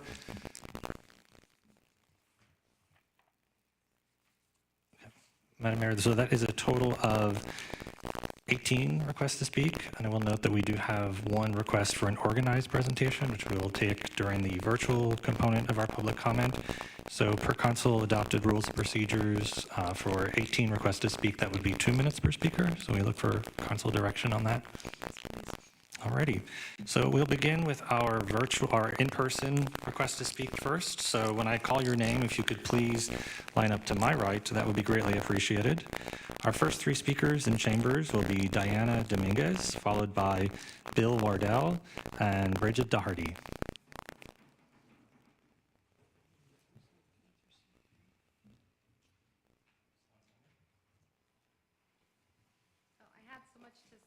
Well, you're hearing everything that's going on. I'm like, okay, I probably just have a couple of minutes. So, first of all, this is Grace and Dario. We moved recently in August. We moved to San Martin. We have a beautiful home over there, but we still work in San Mateo County. We still have a property here, and we still love our community here. And it was really important for us to make it to this meeting. We couldn't come last week because last month because she got injured. And we almost didn't make it this month because we were celebrating his birthday at Universal Studios, and we were supposed to be coming back today. But we all sacrificed, and we came back yesterday so we could be ready for it today. So thank you to them. But also the reason it's important for me to come here is to thank you all for hearing us out, for making this ordinance. Thank you for Public Works. I do hope that we can tighten it up and be more like Encinitas. Foster City dropped the ball. They have those everywhere. I also want to appreciate the fact that there was like 130 applications that were either denied or also some antennas that were taken off. I appreciate that. I just don't understand how these companies can put those antennas up before getting approved. How do they feel so comfortable? So let's not let them be that comfortable to start putting antennas up before we approved it. We need to approve it. I'm like, look at my notes. I don't want to miss anything. Is there anything that you want to say to City Council besides thanking them? Yeah, and what I can say about real estate, buyers don't want to buy a house that has a cell facility too close. And 500 feet is good. I wouldn't buy something that would be less than 500 feet. Encinitas did a lot of research, and just coincidentally, I heard about it. So if we follow their guidelines, we'll be really in a good place. That's what I'm thinking. Let's see. Yeah, that was pretty much it. Coincidence to me is how they're able to put them up beforehand. So thank you all for your time. Thank Thank you. And our next three speakers will be Bill Wardell, followed by Bridget Doherty and John Connolly. Good evening, Madam Mayor and distinguished members of the council and city staff. My name is Bill Wardwell. I've called San Mateo home for 56 of my 79 years. I love this city, and that's why I'm still here. Spent 23 years of my professional life as an Air Force pilot. I flew in Vietnam, and I finished my career in Desert Storm, and I flew everything in between. Part of my duties involved handling nuclear weapons, and as part of that, I got really educated in radiation and what different kinds of things can happen. Unbelievable amount of training in that since I was handling these weapons. If I understand it correctly, there have been some restrictions on putting the 5G in some of the neighborhoods. I hope that's true. If I also understand correctly, there's still a few more to go. The right thing to do is to get rid of this 5G. I will tell you from my own standpoint, I had no problem with communications before 5G ever hit this neighborhood. So I implore you to continue any effort to get rid of this stuff. We won't be the first city to do it. We won't be the last. You have a chance to make a real name for our community and do service to everybody in here. You're all affected by it. I'm affected by it. The people in here are affected by it. Everybody's affected by it no matter where they are. Do the right thing, get rid of 5G. And I thank you for any efforts you can make. I would also like to add that it's my understanding that the group, No Sellout or whatever, Sellout, has been covering their own legal expenses out of their own pocket. I would ask the city, since you're benefiting from this information, to consider reimbursement to the lawyers that have been helping them. Thank you very much. Thank you. And before I call the next speaker, I'd just like to announce our last speaker on this item will be Jeremy Straub. So Jeremy will be our last virtual public commenter. Our next three speakers will be Bridget Doherty, followed by John Connolly and Bernard Brand.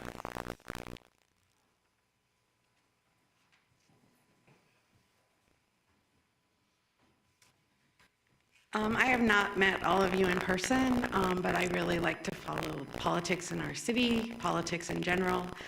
I very much appreciate the work here. Anyway, I have something short. Thank you, City Council. Dear City Council members, thank you for listening to us, the citizens of San Mateo.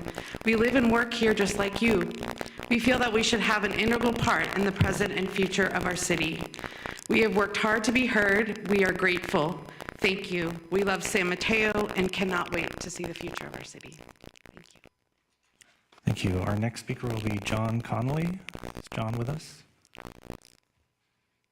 Okay, our next speaker will be Bernard Brand, followed by Jen Kilroy. Thank you very much. Thank you, City Council, to give us some time.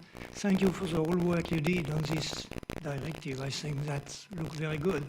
And nobody like it. One side say it's too restrictive, the other say not restrictive enough. So maybe we are right in the middle.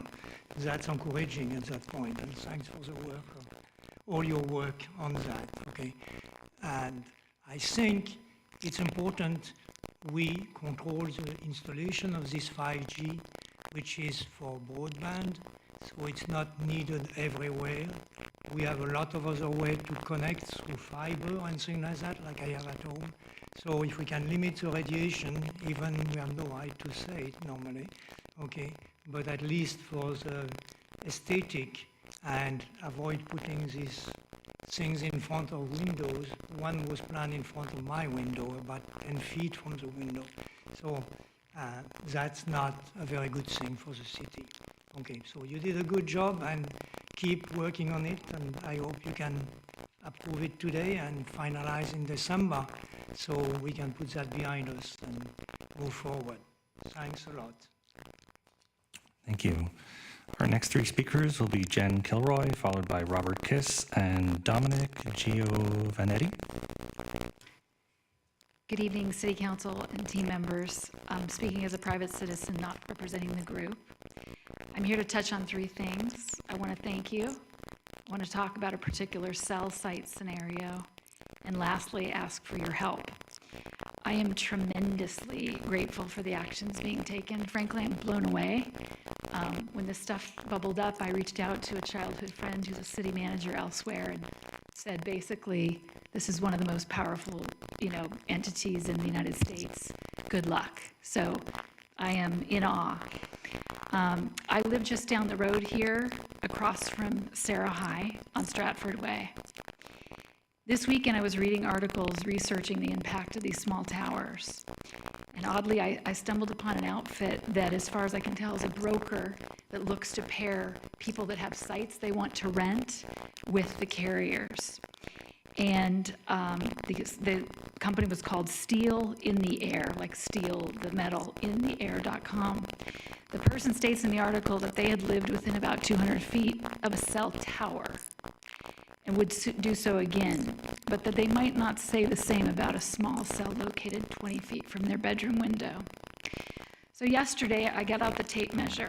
We have one that's been approved. We are, it's called adjacent to 451 West 20th, so just up here at Stratford. It's 41 feet, plus or minus, from the study area in Sarah High and offices. I live right across the street. It's closer to one of my neighbors and another one in the other direction. Last month, I took a trip with several childhood friends to what I call Saber Life, as one is terminally ill with cancer. She lives a very clean life, runner, healthy diet, never smoked, yada, yada. Illness has never run in her family. So it makes me question what environmental factors potentially have contributed. The risk far outweighs the reward, and I'm asking for help and the guidance of the city. What might we do to relocate this site? Thank you. Thank you. Our next 3 speakers will be Robert Kiss, followed by Dominic and Dr. Vikash. Thank you for this opportunity to speak. I want to be clear that I'm speaking as an individual, exactly the same as in my prior comments, public comments on this topic, and with the appeal I made in 2023 regarding device permit application 61. First, I want to acknowledge the efforts of DPW, SIC, council members, and all city staff who contributed to the updated ordinance draft before you this evening. It represents a significant step forward in regulating these devices. Thank you to all involved. I support and encourage the council to adopt this ordinance on your agenda, even though I think 500 feet would be more appropriate.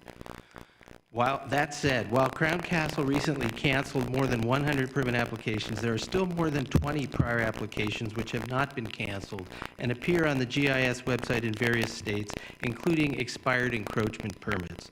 Some people are referring to these as the illegal 21. I will remind you that location 61 at my home was illegally energized by Crown Castle and cited in the city's demand letter of July 17th. This device has an expired encroachment permit, yet its fate seems unclear. In addition, applications 52 and 63 in my Sugarloaf neighborhood also have expired EPs, while 62 shows as having a final EP. I'm also aware of applications 82 on Elm and 127 on San Mateo Diablo that are in similar states of limbo. Based on my understanding, the adoption of the updated ordinance tonight may not preclude these devices from becoming fully operational in their locations. Many of us are wondering what is Crown Castle's strategy in canceling many but not all permit applications. I'm running out of time. My take is they still cannot be trusted, and we will be dealing with issues around these 21 if you don't take further action regarding these. I implore you, the city council, the city attorney, the city manager, please use all your authority to do the right thing and go beyond the updated ordinance. Please don't let this become the forgotten 21. Thank you. Our next 3 speakers will be Dominic Giovanetti, followed by Dr. Vikash and Josh Burns. Good evening, Mayor Diaz-Nash and Council. I'm also speaking to you as a private citizen. I live up the street on 20th Avenue, right across from Sarah High School. I also want to thank the public Public Works for everything that you've done here. It's amazing work. I love the idea behind the restricted sites. It seems to be that's on a go-forward basis. I'd love to understand what we would do as a city for the towers that are already there. I have a daughter and a son that are 3 and 6 years old that live, their bedrooms probably 80 to 100 feet away from the tower up the street. And so I'm concerned, for my family and all the other families that live in San Mateo that are by the towers that are existing. So while I appreciate, if this motion passes on a go-forward basis, I'd love to know what we're doing as a city for what's already there. Thank you. Thank you. Our next 3 speakers will be Dr. Vikash, followed by Josh Burns and Kelly Ryerson. Good evening, Madam Mayor, Deputy Mayor, City Council members. I came up with a passage for our new ordinance, our proposed ordinance. It's called 300 feet. What does 300 feet do for everyone? 300 feet gives peace of mind for both sides. 300 feet effectively and efficiently serves the video gamers and tubers irrespective of their content. 300 feet, on the other side, reduces stress and anxiety. 300 feet avoids unnecessary induction of cortisol, which can lead to depression, weight gain, and thoughts of hopelessness. 300 feet reduces the risk of neurological diseases and cancer. 300 feet reduces the risk of accelerated aging, such as telomere shortening. 300 feet reduces the risk of fires near our homes. 300 feet keeps money flowing to the city. 300 feet keeps us fully connected. 300 feet maintains San Mateo as a technologically forward-thinking city with the community members' health in mind. 300 feet makes San Mateo a wonderful and safer place to live. 300 feet creates happiness for all. So let's ensure 300 feet. I prefer 500. Thank you, Jay. Thank you, Jason. And thank you, Matt, for all your help. I really appreciate it.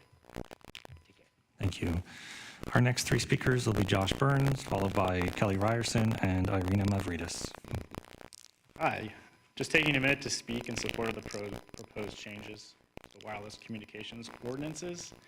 It's heartening to see collaboration between passionate citizens, city leaders, and external legal experts, all leading to the proposed ordinance changes that, as mentioned previously, are sensible and reasonable, despite what Crown Castle or Verizon may say via the nebulous legalese sent by their legal minions, as the local ordinances are only becoming similar to what already exists in other jurisdictions in our state, such as Encinitas. It is also critical to stay the course and approve these ordinance changes tonight, as delaying further gives Crown Castle another window of time to ram through more profit-seeking wireless permits on behalf of Verizon. Nearly 200 new wireless sites is far past providing an essential service. There's a reason that Verizon has, quote-unquote, achieved fixed wireless subscriber targets 15 months ahead of schedule, quoting from their most recent quarterly report. They're taking the same strategy of bombarding towns and cities across the country with hundreds of wireless installations, executed via outdated and weakly written wireless ordinances, coupled with vague legal threats framed around snippets of FCC rules. Moving away from outdated and weakly written wireless ordinances is of the utmost urgency. Approving these changes not only protects the residents of San Mateo, but will also provide a nudge to neighboring towns and cities like Burlingame, Hillsborough, Belmont, and others to wake up and take action to revisit their own wireless ordinances, likely modeling their ordinances off of what you approved tonight. Even after approving the ordinance changes tonight, I implore you to stay vigilant and up to date on the wireless topic. The drive to generate many more billions in revenue will likely lead Crown Castle and Verizon to take aggressive action in San Mateo. Considering San Mateo staff and the staff from other town cities are invited to meet bi-monthly with up to 15 Verizon and other telecommunication employees. Thank you. Thank you for listening. Thank you. Our next 3 speakers will be Kelly Ryerson, followed by Irina Mavridis and Martin Elliott. Hi, everyone. Thank you, Madam Mayor and members of council. This is an exciting day, and each time we get to come and hear about these things, it's very exciting. But tonight I'm speaking as a private citizen. There were a few items that are in in the presentation that I just wanted to raise. One thing that I'm concerned about is the $565 cost to appeal. That is really prohibitive, and I think it's actually could be an issue of environmental justice and injustice if someone can't afford to address their concerns. So if you could take a look at that, that would be great. When you think about it, if we're going to have batching of 50 towers at a time, if you had that cost to appeal each of those, that would be $29,000. So I don't think that should fall on the citizen to appeal. Second, we were hoping that we were going to be passing this tonight because we are anxious as we see Crown Castle trying to submit permits. And we feel very concerned that they're going to be ramming them through if we wait until January. So anything you can do to expedite would be very much appreciated. Finally, I would like to implore you to cancel the master license that we have with Crown Castle because of their multiple violations, including the really obscene activation of the multiple towers without final approval, as well as their sloppy work and really disrespecting our city and our infrastructure. It's just insulting. I love our city. It's beautiful. And so leaving sloppy work behind, I think, justifies the cancellation of the master license agreement. But thank you so much, and thank you also to Public Works and to Jay and Jason for all of your work on this. Thank you. Our next speaker will be Irina Mavridis, followed by Martin Elliott. Good evening, Mayor Lisa Diaz-Nash, Deputy Mayor Rob Newsom, and council members. Thank you for all the time and attention that you have given to this. It's been over 1.5 years that we've been coming here, and we're so grateful. We're grateful to the staff. We're grateful to the council that listened to us. For the city attorney, I'm grateful for you, but I'm also a little bit frustrated that it took so long to get us here. I know you always look out for the interests of the city, and you're very conservative in that, and 100% that makes sense. But if we didn't have council people who were decent, good people that cared about the community, that listened to the community and said, well, maybe we can explore this a little more. Prasanna says no, but maybe we can explore. Prasanna's saying no, but maybe we can find out. Because when we were coming to you, we were not just coming as a group of hysterical residents. We came with evidence. We came with Encinitas. We came with Ariel Strauss and Andrew Campanelli, who have done this all over the nation and said there are ways to push back. There's ways to maximize the restrictions, not to prohibit, but to maximize restrictions. So maybe as a little bit of constructive criticism, we would like you to maybe listen to some of the things that we say, especially when we do bring experts who know what they're talking about. And I do appreciate so much everyone who took the time to listen to us, and I can't tell you how much that means to us, because if we didn't have you, it would have ended with just, no, you can't do it. And here we are. You said we can't have setbacks. We're being proposed setbacks. We're so happy. I'll take the 300. 500 would be nice, but I'll take the 300.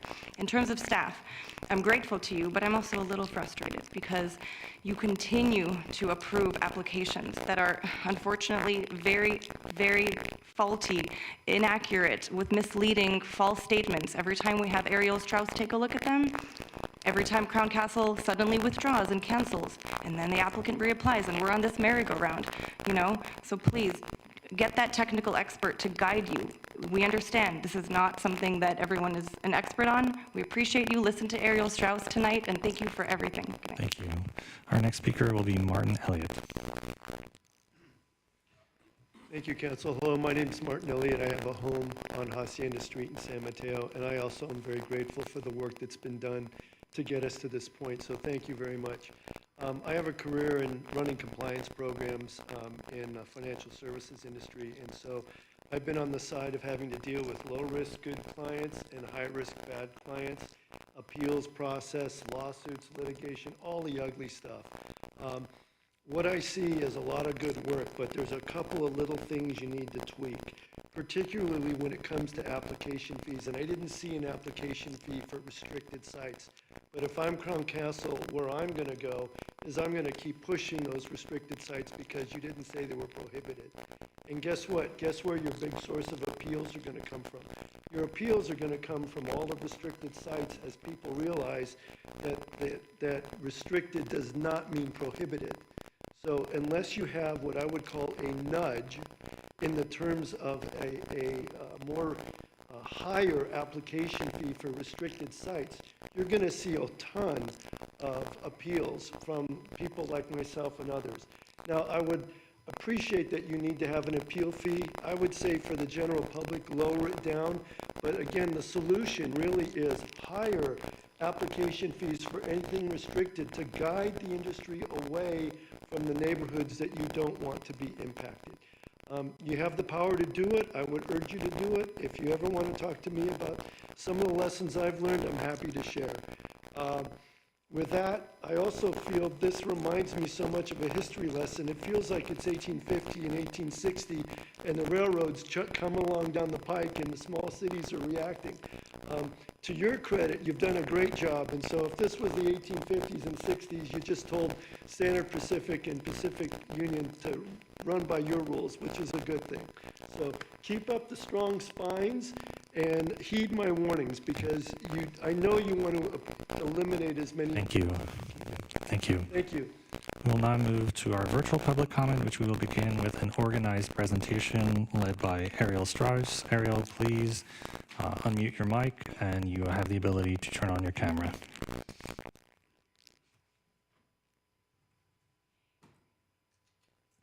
Good evening. Am I coming in clear? Yes, we can hear you.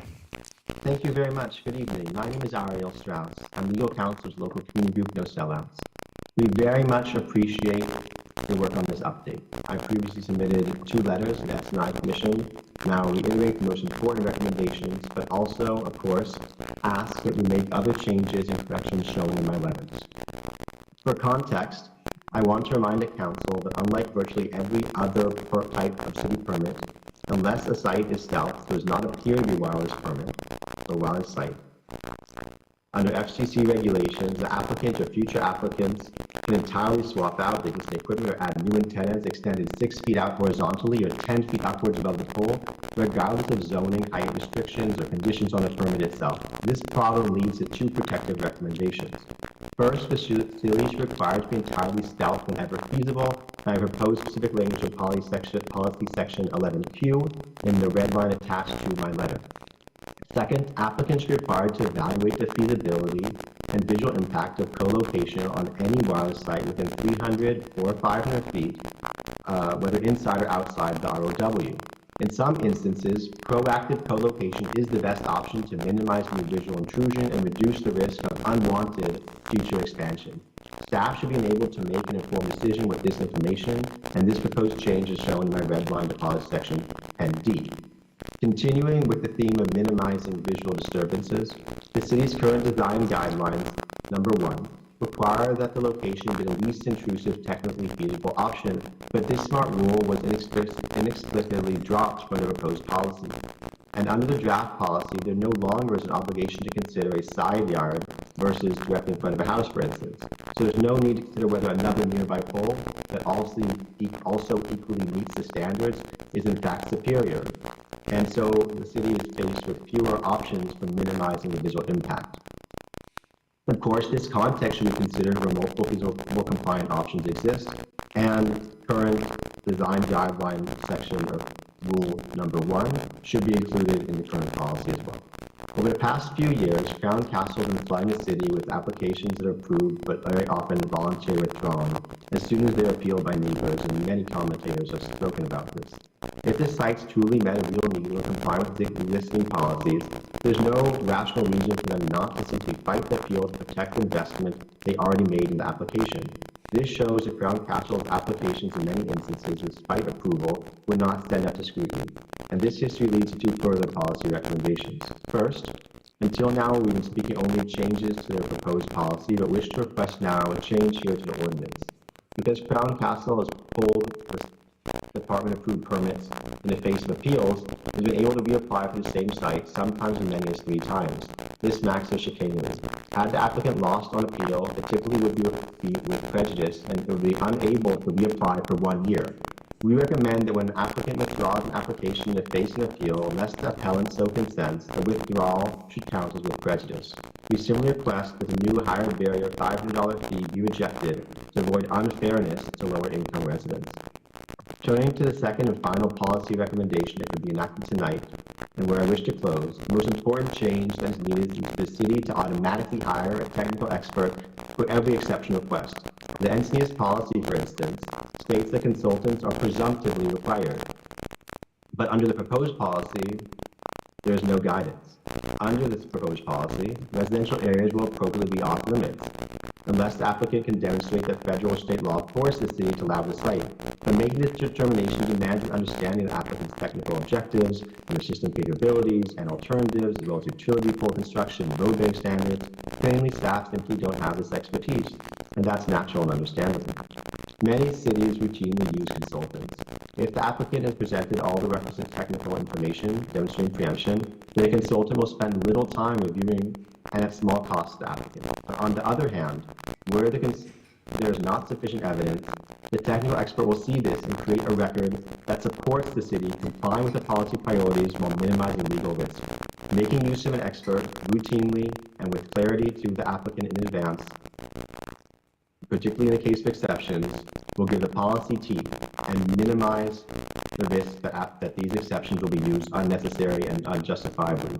This is the most important change requested, proposed language in the red line edits to section 6K. Please make this change and approve the policy tonight so that all new applications will be required to comply with the new approved standards. Thank you very much. We appreciate what you are doing. Thank you. And our final speaker will be Jeremy Strout. Jeremy, please unmute your mic. Good evening. My name is Jeremy Stroop, and I'm a municipal engagement partner with Verizon Wireless. In our experience, utilization of an exception-based process produces extensive review times due to the massive workload for city staff. This creates multiple conflicts with shot clock requirements, but more importantly, Verizon believes it would create a prohibition of service. I would encourage City Council to review the map provided to you by our outside counsel, which concluded that 91% of San Mateo would be subjected to the exception small cell application process. We believe this creates a prohibition of service. An exception-based application process is an effective ban on the deployment of small cells in San Mateo. I thank you for your time. Thank you. Madam Mayor, that concludes public comment on this item. And just a brief update to our prior report of technical issues, we are now streaming to YouTube. Excellent. That's great news. Well, thank you, everyone. I'm going to close public comment now, but I really do want to say thank you to everyone who participated. Lots of great feedback. I bring it back to council. Who has questions or comments? Councilmember Hedges.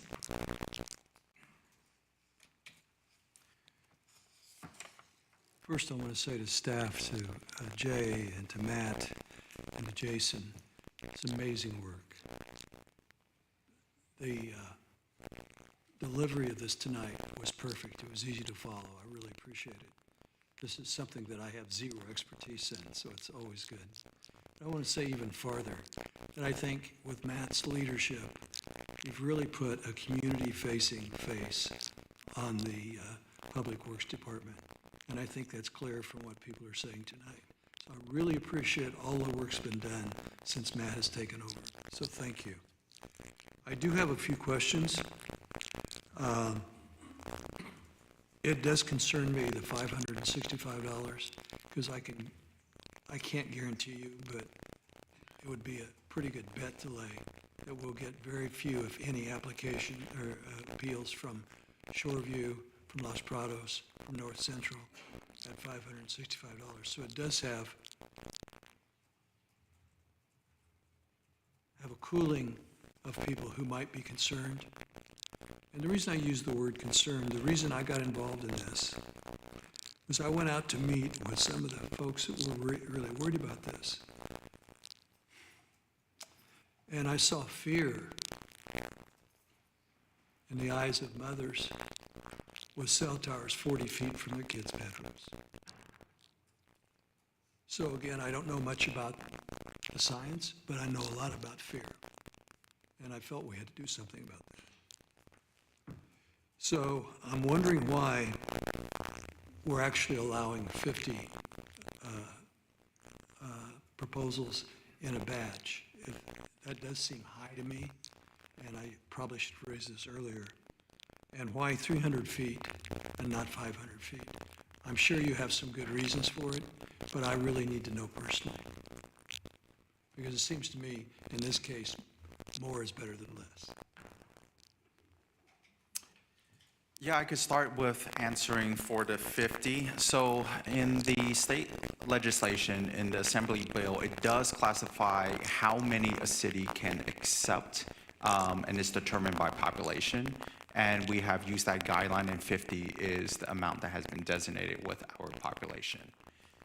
Second, 300 feet, that is for about 3 years that we've been looking at applications and the technology. Now, again, we're not the experts in this realm of wireless technology, but we can tell you as staff that has seen a lot of applications, about 300 feet is the technology that applicants are submitting on. And that's what the industry is telling us, that for their effective range, it's about 300 feet. So that's where we set it at.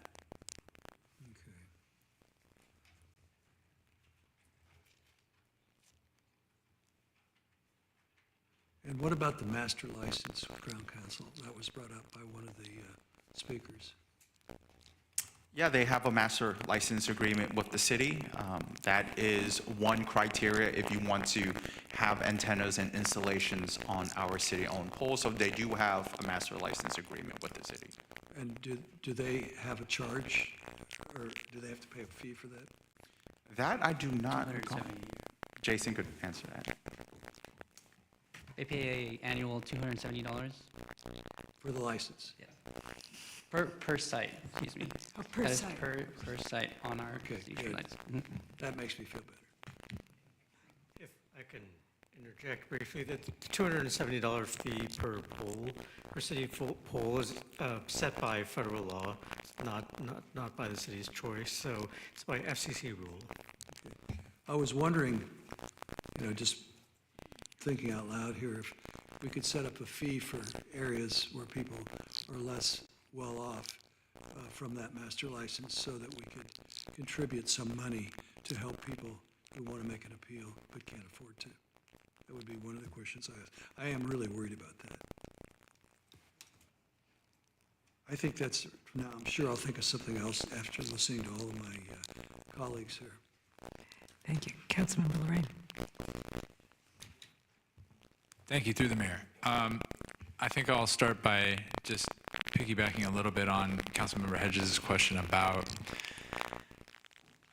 the appeal fee, and maybe just ask staff if there is an opportunity to consider some kind of partial waiver or subsidy, as I believe is sometimes applied to other fees in the city, for those who might qualify under income specifications, et cetera. When we developed the fee, we really wanted to understand how much it costs for staff and city resources. It's very intensive, I would say that. And $565, as mentioned in presentation, is only 30% of the cost recovery, and that doesn't even include the city attorney fees, as well as really a lot of our overhead in there. But looking at Matt here, maybe that's something that we can visit potentially. But I just want to give some additional context of where the fee came from. I'll just say through the mayor, I think we've been going with appeals with no appeal fee for all this time, and so we've been processing all those, and as Jay mentioned, it costs us a certain amount of city staff time to process all those appeals and bring those through to the hearing body, which has been SIC in the past. So we looked at what other appeal fees are in the city, and those were the ones we found, so we thought it made sense to propose setting it at the same level as other appeals. If council wants to direct something different in terms of an appeal fee, then we'll take that policy direction and move forward with that. I think our intent is not to be a burden to people to apply, but it's also recognizing that if somebody's going to appeal, that they need to be focused on submitting an appeal that's we had some appeals where we'd get something where it's a few sentences in an email that says I appeal this based on this, and so we want people to be serious appeals, so that we're processing serious appeals, but we also don't want to do something that prevents or puts a burden for people being able to do that. So we're happy to take the policy direction from council in terms of how they'd like to proceed on that. I can also jump in here as well. I think our outside counsel wanted to opine here on the appeal fee question, so maybe I'll ask the city clerk if we can allow him to speak. Yes, Trip May, you may unmute your mic.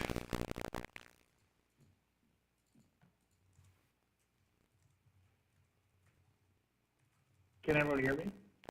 Yes, we can hear you. All right, great. I'm going to try to turn my camera on, but it looks like I'm not able to. The fees are regulated by federal law as well. So I think based on what I'm hearing in the conversation, what is being discussed is permissible, but it would have to be adopted also within the confines of cost-based regulation. Right, so the general rule that you need to follow is you can never charge anybody more than the reasonable approximation of the actual objectively reasonable cost on a non-discriminatory basis. And so in this context, non-discriminatory is what matters. The non-discriminatory element applies to competitors within the wireless or communications space. So if the city wanted to explore reducing the fee for residents to file an appeal, they certainly could, without having to also waive the fee for non-residents or applicants themselves who are filing applications and seeking an appeal from the denial. So if I can add on to that, and Trip, feel free to jump in here. So, the application fee for telecom companies can't be more than the processing cost of that fee. And also, the application fee cannot differ between different companies, say, for example, from Crown Castle to Verizon to AT&T or anyone else. So that's one principle to keep in mind. I mean, I think a separate principle is just the amount of the appeal fee. Certainly, the appeal fee itself also can't be more than the staff costs associated with processing an appeal. And as indicated earlier by Jay and others, the appeal fee is much less than the actual cost of processing an appeal. It doesn't mean that the council could change the council could make the appeal fee something different, but if the council wanted to direct staff to look at a reduction in the fee or something lower, or some sort of sliding scale, I would encourage you just to think about all appeal fees in general, not just the appeal fee in this instance, because I think you'd want to be careful to not create a different scheme for the appeal fee for wireless facilities than our appeal fees in general. In other words, if you're going to cut people a break, then it's better to take a broader look at it. And I don't know if Trip had anything to add to that. I think that's good advice. Within the context of the law that we're looking at here, the most important thing is to make sure that we're treating similarly situated entities the same, or similarly situated people the same. So the rules just have to be the same for everyone to play. I appreciate all that. I think my reaction to that is to share with my fellow council members that if a number of us were sufficiently interested in perhaps asking staff to consider in the future taking a look at appeal fees for the potential, maybe a slightly deeper look at what has been offered in the past with regard to any sort of discount or subsidy, et cetera, how might these apply in the future? But I think personally tonight, I'm okay with going ahead with the fee as proposed, and just throwing out that perhaps we could take a look more broadly, as was mentioned, to see if there's anything that would be useful to be done there. Thank you for that. I did have a few more questions. I wanted to return to the public comment given earlier, and we heard a number of other public comments afterward on this item. sort of asking on the status of some applications. I guess more broadly, I wonder if we could just hear an update on, perhaps from Director Fabio or otherwise, on what was shared with us earlier related to a stop work notice and sort of what might be the current status of existing applications from Crown Castle. Sure, yeah, and I made some comments a couple weeks ago at the council meeting, at the end of the meeting in regard to this, and I checked with staff afterwards, and that's what I get for talking before checking with staff, but I got some of it not entirely 100% correct, but we do have a stop work notice on Crown Castle, and the intent of that was to address some of the challenges that we're having in terms of things that have been talked about before in terms of energizing facilities without getting approvals and inspections from the city. There was a lot of utilities being damaged by their fiber work and just a lot of challenges that we were having. So we put stop work notice in place. We worked collaboratively with them to develop a QA/QC plan in terms of all the things that they needed to do to make sure that we could feel comfortable with them moving forward. We put some conditions in there in terms of, different phases of work that they needed to do, which included that they needed to do CCTV on some of these utilities that they crossed when they did their fiber work to make sure that these utilities hadn't been damaged. And they needed to deal with the ended up being 21 sites that they energized, that they needed to get those fully through the city process and inspected and all of that. And in that QA/QC plan, we had some numerical thresholds in terms of when they could submit new applications. And the whole goal was that we needed to slow things down because we were getting inundated with applications by Crown Castle, yet they weren't proceeding in terms of getting everything built. And so we keep getting these huge numbers of applications, but not very much progress on things getting built. And so we put language in there that they were agreeable to that said that they needed to complete at least 50% of their existing applications before they could submit new applications. And then I think we put a ratio in there that said, once you get going on doing things, you need to complete 5 of your existing ones before one new application comes in. So, but this was all under the context of the fact that they had to have this phased approach to getting their work done under the stop work, and we started with doing the CCTV work, and then we've allowed them to move forward on doing some of the restoration associated with some of their sites because we were getting complaints and concerns from the citizens that, I've got a hole that they did on my street and it's temporary asphalt and it's falling apart and it's unsafe, and so we wanted to make sure that we were dealing with those things. So those are the 2 things that they've been doing. In terms of the, and then all of that math that I mentioned in terms of the 50% and whatnot was complicated by the fact that Crown Castle then just recently canceled 130 of their applications. And so we went from having, 180 applications down to 40 or something like that. And so it suddenly changed the whole scenario that we hadn't anticipated in terms of if you try to go directly by that math. And so getting to the permits that Crown Castle has recently gone forward with and withdrawn and resubmitted. These were permits that were already applied for previously, so they were ones that they had applied for before the stop work notice went into place. They had voluntarily tolled those permits, which means that they agreed to put them on hold and stop the shot clock. They then decided recently that they were going to untoll those, and so under the requirements, we have no choice but to review those. Otherwise, if we don't review them within the shot clock, they're automatically deemed approved. So we had to review those. Staff reviewed those, ended up approving those permits. They were appealed. As staff was reviewing the appeals, they had conversations with Crown about issues in the appeals, and we're talking about the preliminary position in terms of staff, in terms of going forward for the SIC for the appeals. Crown Castle decided to withdraw those applications, but then they recently reapplied for those on Friday, I believe.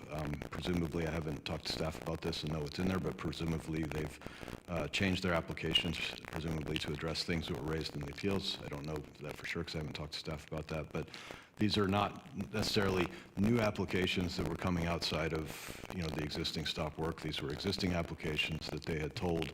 They decided to untoll them.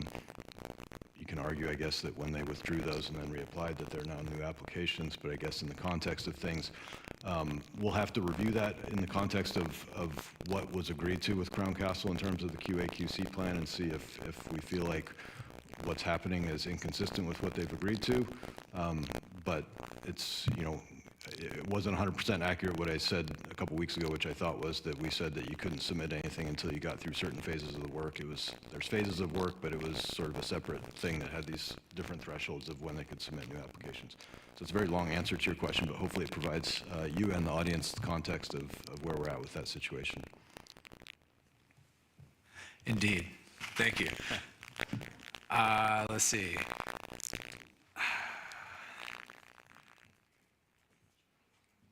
I wanted to talk a bit about the decision to reserve the right, it seems to me, to hire third-party consultants for assistance with nearly any portion of an application review. We've heard from members of the public that they'd like to see consultants tapped for all applications or potentially all applications at restricted sites. And so I was just curious about the decision in the draft policy, why we landed where we did. Is it due to considerations of cost or local control or legal concerns or anything in particular? I could take that one. So when we looked at it, we wanted to have discretion, ultimately, some flexibility. Ultimately, if we write it in there that all applications will be reviewed by a consultant, we don't know what the consultant landscape looks like. We don't know what the rates would be. So we wanted to add some discretion in there. But I want to add that the intent is for us to move towards using more third-party consultant reviews. We currently have it for RF emissions. We're slowly going to issue an RFP depending on how the ordinance and policy ultimately unfolds. We have an RFP ready to go ahead and get services to really have a consultant on board to look at the whole entire process. So that's something that's in the works, but ultimately we do want some discretion as we're updating this policy and ordinance. Thank you.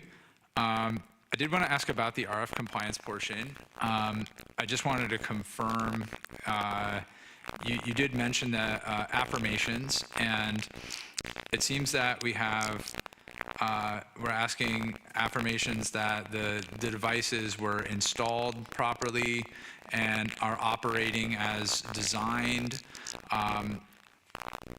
And are we, so I guess like the first question on that is, are we just confirming that we're not necessarily asking for testing of each device on an annual basis, but rather an affirmation that these devices were installed properly to design and are operating as designed? That is correct. And it's more so when they submit the application, they have to demonstrate in the application process that you can meet FCC's RF emissions requirements, the threshold that they set. So when they submit the application, they then certify that by an RF engineer to say you're in compliance. The RF affirmation is after you've installed it, every single year you need to send an affirmation, a certification to the city to say that you're still in compliance. Okay, and I had a small question related that had to do with the FCC form that is in that part of the policy that mentions, in addition to this affirmation, they would like the completion of this FCC form, an optional, or rather, you know, optional's in the name, but we are asking for it, form that has to do with, it has like a checklist related to the device and involves, you know, considerations on categorical exclusions or providing some information. And I was just curious. I just took a look at, I Googled for the form and took a look at it, and it seemed to indicate like a flow chart of determining whether a device is categorically excluded. And I was curious what happens if that form is completed and the device is found to not be excluded. Is that even possible under the assumption that within the application itself, these would have to conform to RF emissions FCC standards? I'm going to defer that one to Trip May. I don't know if you could have, I guess, more context to that. Yeah, I'd be happy to answer that question. Sorry, my video. So Categorical exclusion applies primarily to tall towers. So it can apply to things in the right-of-way, particularly if they're along like transmission sites for electrical distribution lines or transmission lines that are very tall. But it is just a way of checking to see which box the compliance of this particular facility falls into. So it's not categorically excluded. Then we'd want to see also the RF report that shows that the equipment that is being proposed will operate within the FCC limits. And it's a fairly simple mathematical problem to work itself out. So a radio operates on a frequency, it gets amplified, and then there's gain in the antenna, and there's only so much power that can come through the amplifier of the antenna from that frequency. And through those variables, you can calculate whether anybody could possibly get into the field of emissions that would exceed the FCC's maximum permissible exposure level. Almost all the facilities are going to be just fine, but there will be situations that come up occasionally due to changes in elevation or proximity to other uses where it's possible that people could enter into those fields. And so it's a series of checks. Like, we check to see if it's categorically excluded. If it's not, we also want to see what the field of exposure is looking like, and then we compare that against the actual environment. And then that gives us the scope of our authority to craft conditions to say you need to exclude people from particular areas where they're likely to be. In most cases, it'll be up in inaccessible airspace.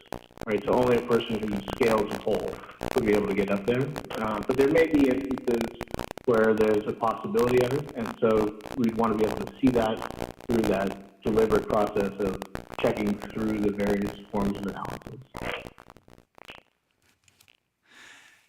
Thank you. And just quickly,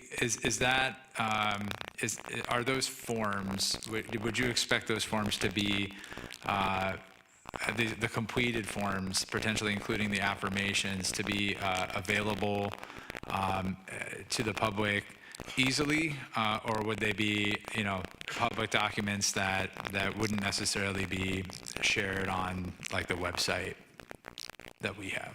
Well, when they're submitted to the city, they would become public records. So they would be available to the city for anyone who wants to access them. There are other ways to make them available, but at this point, it's for people who want to access those types of documents, there is a way for them to get them. Thank you. I did want to ask about a staff response to Ariel Strauss's comments, specifically about, he brought up some concerns about potentially requiring modifications in shrouding to most sites. And I guess I wanted to ask a little about I feel like there's a claim there about an issue with our policy not being able to prevent sites from being like excessively modified as to, suddenly be out of compliance potentially. And can we speak a little to do we have a response to that? I can start a response to that. So there is a federal law. It's Section 6409 of the Middle Class Tax Reduction and Job Creation Act of 2012, which is a mouthful, but it's a short statute that basically says that if there's a proposed co-location or modification to an existing wireless facility that doesn't substantially change physical dimension, then the city does not have the authority to say no to that application. The FCC has put a lot more meat on the bones of what substantial means, what existing means, what a wireless facility means, and so you still have regulations in your existing ordinance that's not being modified that processes those kinds of requests. What I believe Ariel Strauss's comment was getting at was trying to be preventive to make sure that the facilities that the city approves stay as close to what they are approved as possible. And I think as possible is probably the most important part of that, because at some point you won't be able to say no. That's the nature of that federal statute. There are things you can do. So, for one, checking to make sure that it is an existing facility, that the applicant and the permittee or whoever operates that facility have maintained that facility in compliance with existing codes and have proper permits for what is already there. If they don't have that, we're done. It's not inside that realm of discussion. Number two, checking to see if it is within the boundaries of a substantial change. And there is a long list of things that the FCC lays out in terms of its criteria for that. It's height, width, number of equipment cabinets, ground disturbance, but importantly, concealment elements. So any change to an existing facility that would defeat the existing concealment elements of that facility is deemed to be substantial and therefore outside of the boundaries of automatic approval. Where I take a little issue, it's a small one, but it's an important one, with Ariel's comment, is that he wants complete stealth. And that is a great standard to hold up, but it's hard to achieve, especially when we're talking about boxes on poles on the side of the road. It's hard to be completely stealth. And that standard was really designed for fake trees, architecturally integrated features on existing buildings, that kind of thing. But the standard that we need to apply really is the concealment elements. And so your policy has inside of it standard conditions of approval that require the facilities be built out exactly to the approved plans. And it gives the staff the opportunities to call out what is a concealment element, what's important to the city. The policy also has very detailed standards about the design elements. All of those are intended to reduce the visibility of the facility, in part making it more concealed than it would be otherwise. So all of it is working together to produce the kinds of facilities that are going to be more protected than your standard box on a pole on the side of the road.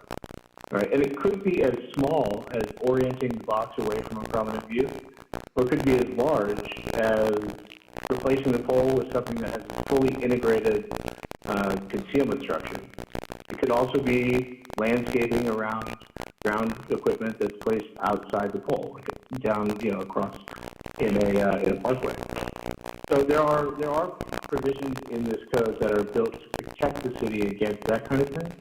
The one thing we certainly cannot do is deny applications for new facilities because we're afraid of how ugly or big they could get under the FCC rules. And they could get very big, and if they're not properly treated at the beginning stages, they could get very ugly. But I think the policy you have in front of you strikes the right balance. Right? There is less concern in an industrial area about concealing the kind of equipment that goes on the side of a pole on the side of the road than there is on a street that is closer to a residential area, right?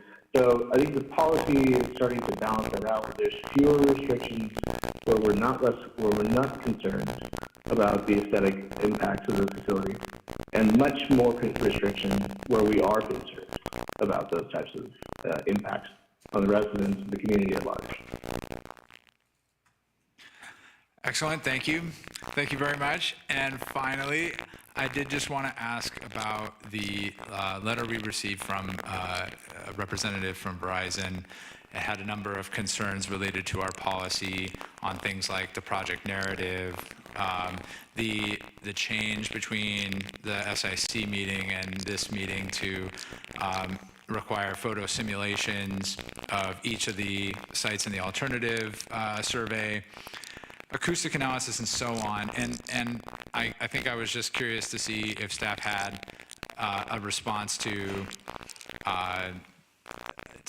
any of those items in particular.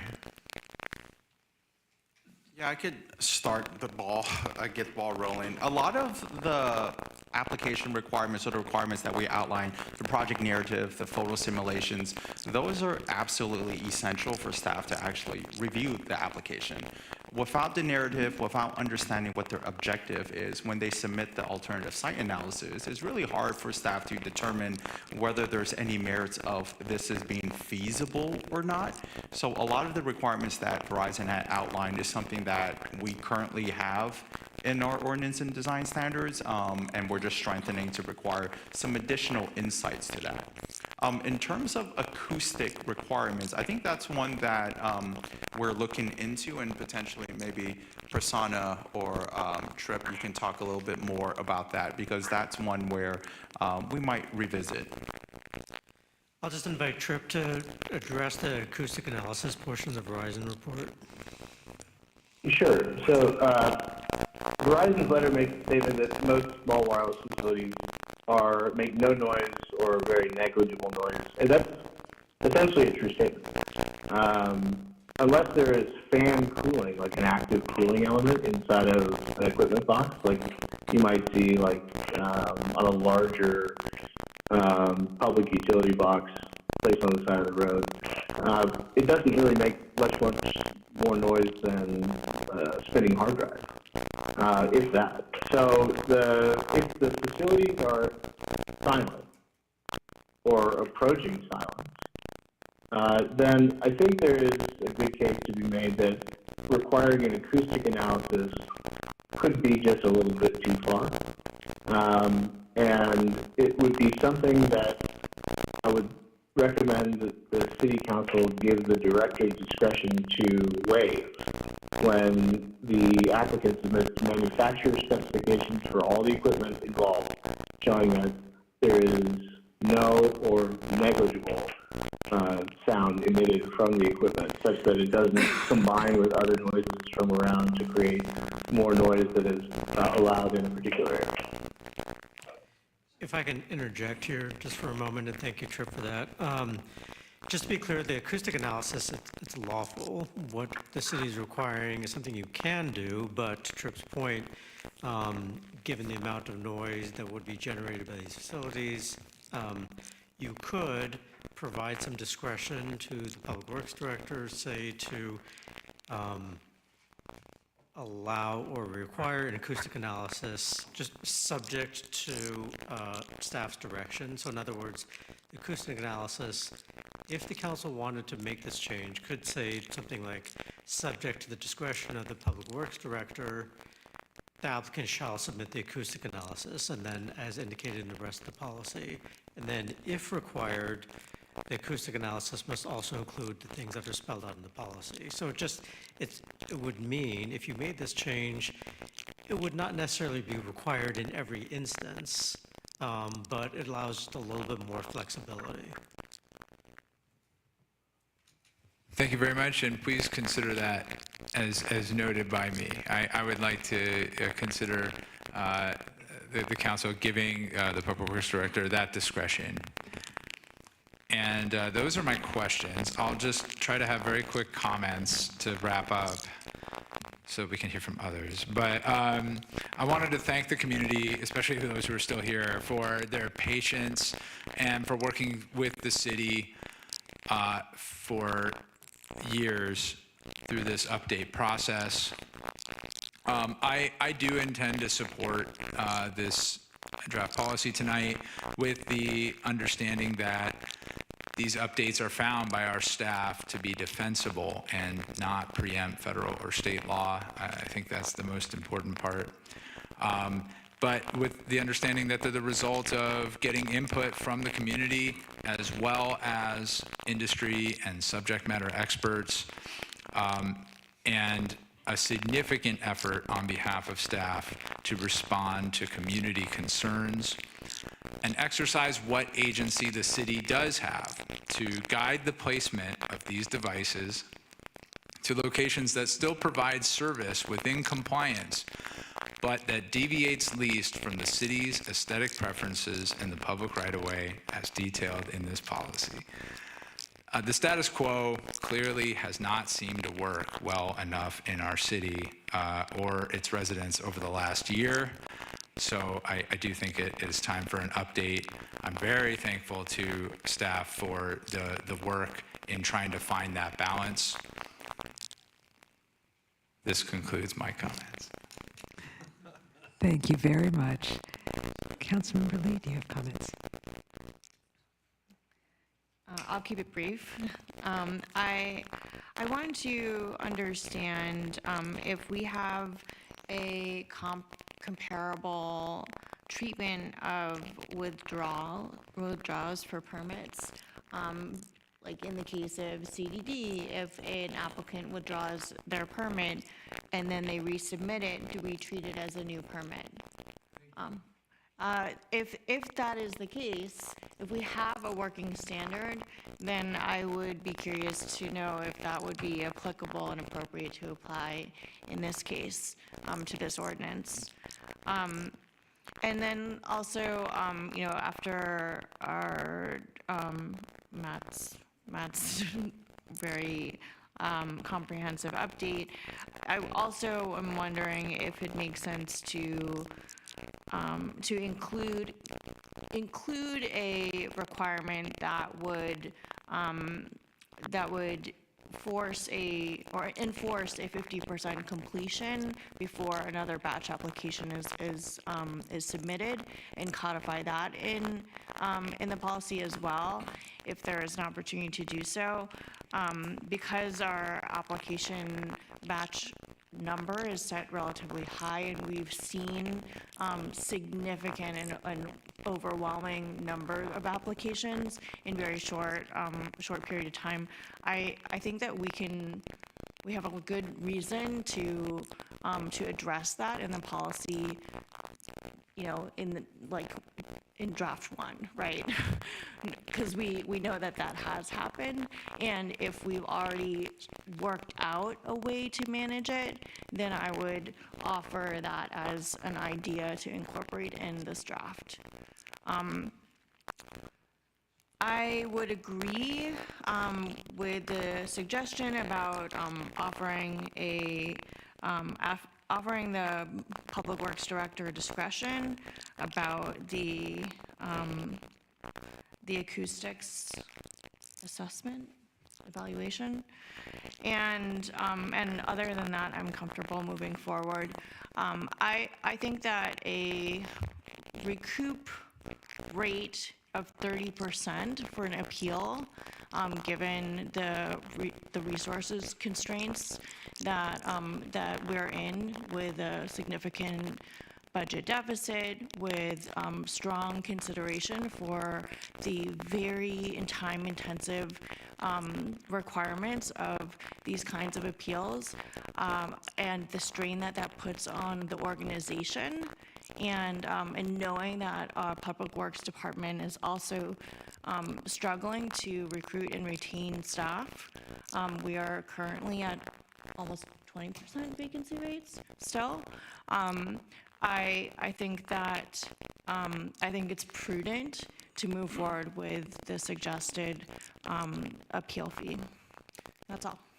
If I may chime in on a couple of points through the mayor.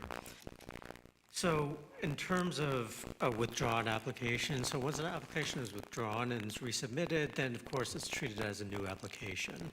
But we can't require a period of time where they can no longer apply for a new permit, because we can't prohibit the deployment of small cell infrastructure, wireless infrastructure. So we can't engage in that kind of broad-based prohibition. It's almost like a moratorium. So we can't engage in that kind of effort. Sure. And I don't think that was certainly not my intent to imply that. I think the clarification that I was trying to make was that if we're in sort of an in-between phase right now, where there's outstanding permits that have been withdrawn and then are being treated as pre-existing, and not net new, and therefore the new policy, if adopted, wouldn't be applicable. And so that's the scenario that I'm trying to manage to. and correct me if I'm misunderstanding the timeline here, but you know, the intent and the reason that I'm bringing this up is to have more clarity about at what point are we treating an application to the new standard and the existing standards? Right, no, that's a good question. So I think there might be a little bit of confusion here because there's a class of permits where the applicant, in this case Crown Castle, agreed to toll the permit applications. So it's not that they were withdrawn, it's just they were paused. So then now some of them are being unpaused, so they're subject to the existing scheme. That's different from a withdrawn permit, and then a permit that is then submitted, permit application that's submitted, say, tomorrow, if the council adopts the policy, would be subject to the rules that exist at the time the permit is submitted. Okay, so then in that case, if we're saying that withdrawn permits are then resubmitted and treated as new permits, then the existing policy will be applicable, and I'm comfortable with that.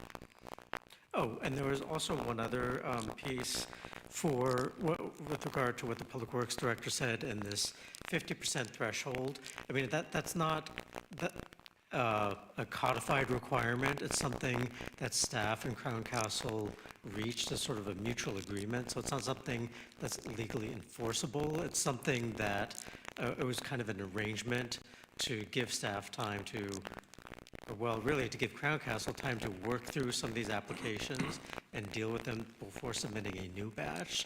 So it's not something that we could include in the ordinance or policy tonight. Okay, well, thank you for the feedback. Through the mayor. I've got a few questions and comments. The first was, I was going to ask about third-party review.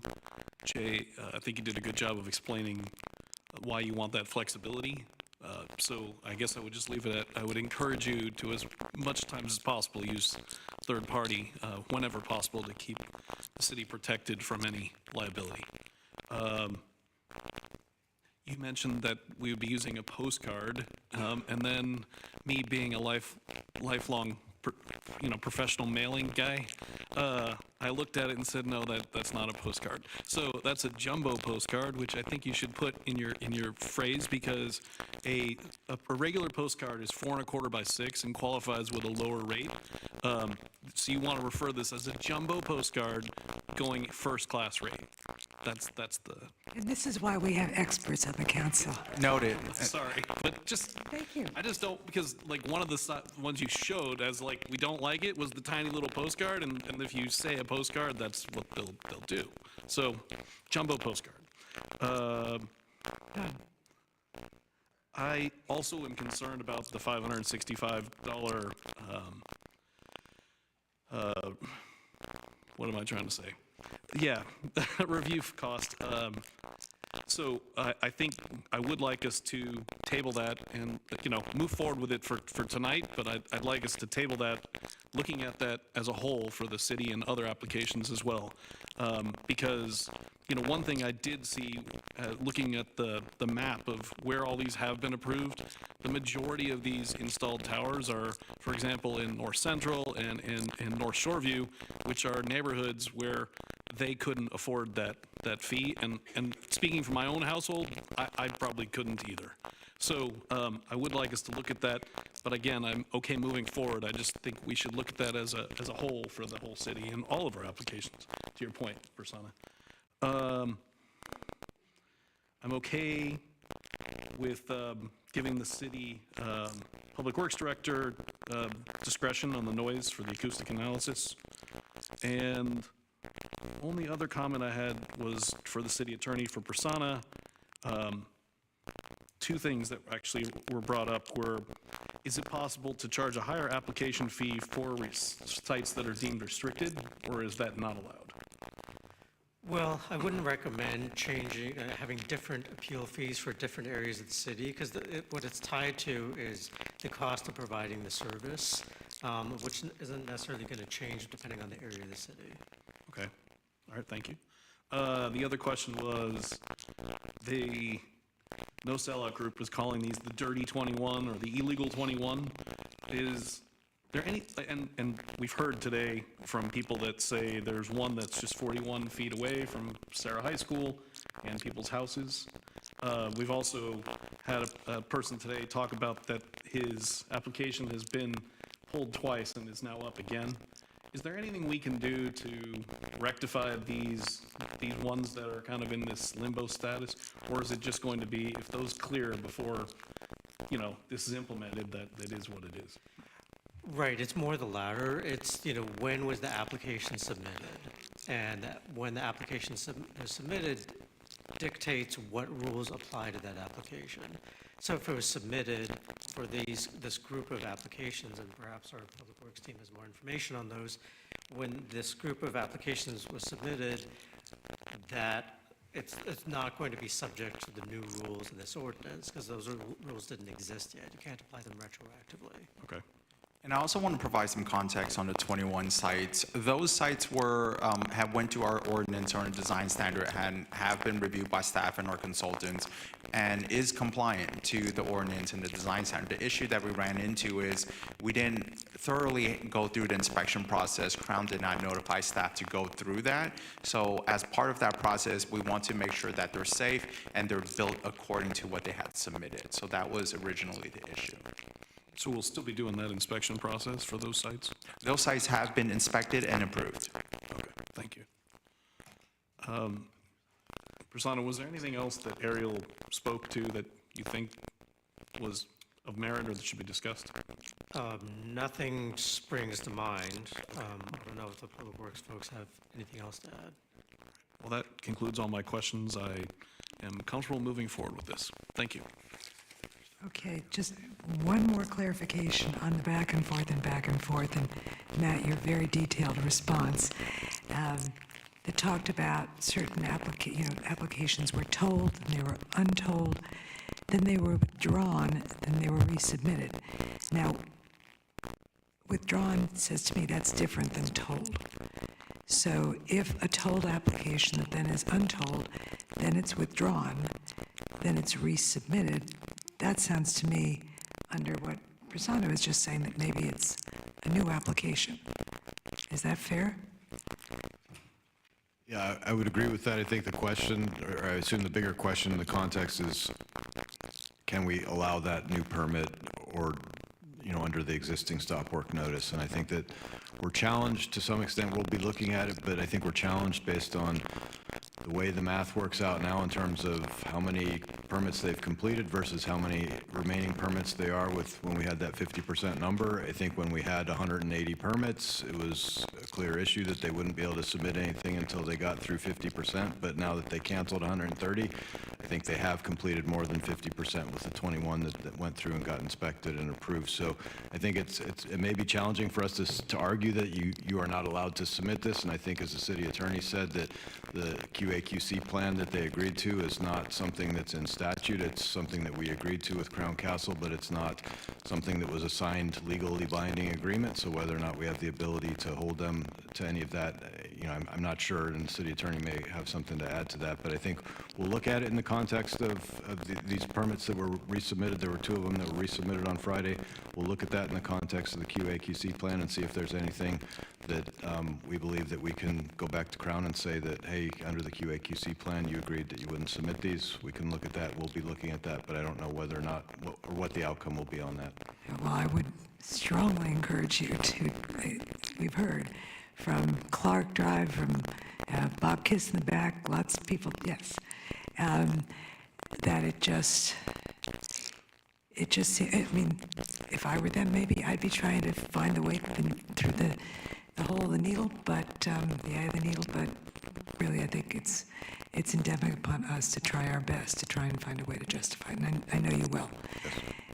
So please, I think everyone on this council would agree with that. And then in terms of the automatic versus discretionary use of a consultant, completely appreciate, Jay, why you want to have discretion. I guess I'm agreeing with Deputy Mayor and others that the default needs to be use them, And then if there is a reason because you don't think you need to, because you know the answer right off the top of your head, and that would just be silly, or something like that. But the default should be to use them both from a liability perspective as well as from a, you've got the world raining down on you. Let's give people who have talent and ability and time that you have on call, let's take advantage of them, because you've got lots of things to do. And let's see. Yeah, and I think that at the appropriate time, I would love to come back in future and look at the fees, because it's different to have a appeal of a development project versus an individual trying to appeal something. So I would appreciate that, but I think that's a broader context than we can deal with tonight, so I'd look forward to staff's recommendation on how we go about doing that. So I can respond to that, Mayor. I would say that that'd be a blue sky item if the council wants to look at that. That's a major undertaking for staff if we were going to look at that item itself. And so, of course, it's council's prerogative, but, how you value different appeals fees goes through the ethos of the value of the community, too, on certain areas and topics as well. So I'm just saying, if you're going to look at that, I would recommend that be as part of a blue sky item. Well, then maybe I would go back and say, okay, that's probably not going to go to the top of my blue sky list, but is there an opportunity for us to come back after a certain period of time that this has been implemented and do, like we did with the stormwater master plan or what you were working on, you came back after a certain period of time and said, here's what we've done and here's the impact. I mean, a lot of us don't know exactly what all this is going to do, but is there an opportunity? I think that's totally fine, because then you are really focused on this item. Yeah. It's just when you open up to look at all appeals fees citywide, that's a massive undertaking. That's fine. Then I think we were going toward the total fee based on what the city attorney said. So I'm thinking about this in terms of this entire policy, right? Because in 6 months, just like you learned in the past year, you want to do some things differently. Maybe in the next year, you're going to say, oh, we learned this, we want to change that. I think that's totally fine, and so we can provide a council written update as to how effective it is a year from now, once it goes into effect. Great, okay. Well, then I am extremely appreciative to staff, to the community, to everyone, my fellow council members, and I am very much in favor of moving forward and approving this tonight. Mayor, if I may interject, so I would just be clear in your motion whether or not you're going to include this slightly adjusted language in the acoustic analysis portion of the policy. And again, that language would be subject to, wait, hold on a second, I just had it right here. Here we Somebody's go. going to have to help me with that It would say, part. subject to the discretion of the Public Works Director, the applicant shall submit an acoustic analysis, et cetera. This is on page, looks like 14 of the policy, for those of you following at home.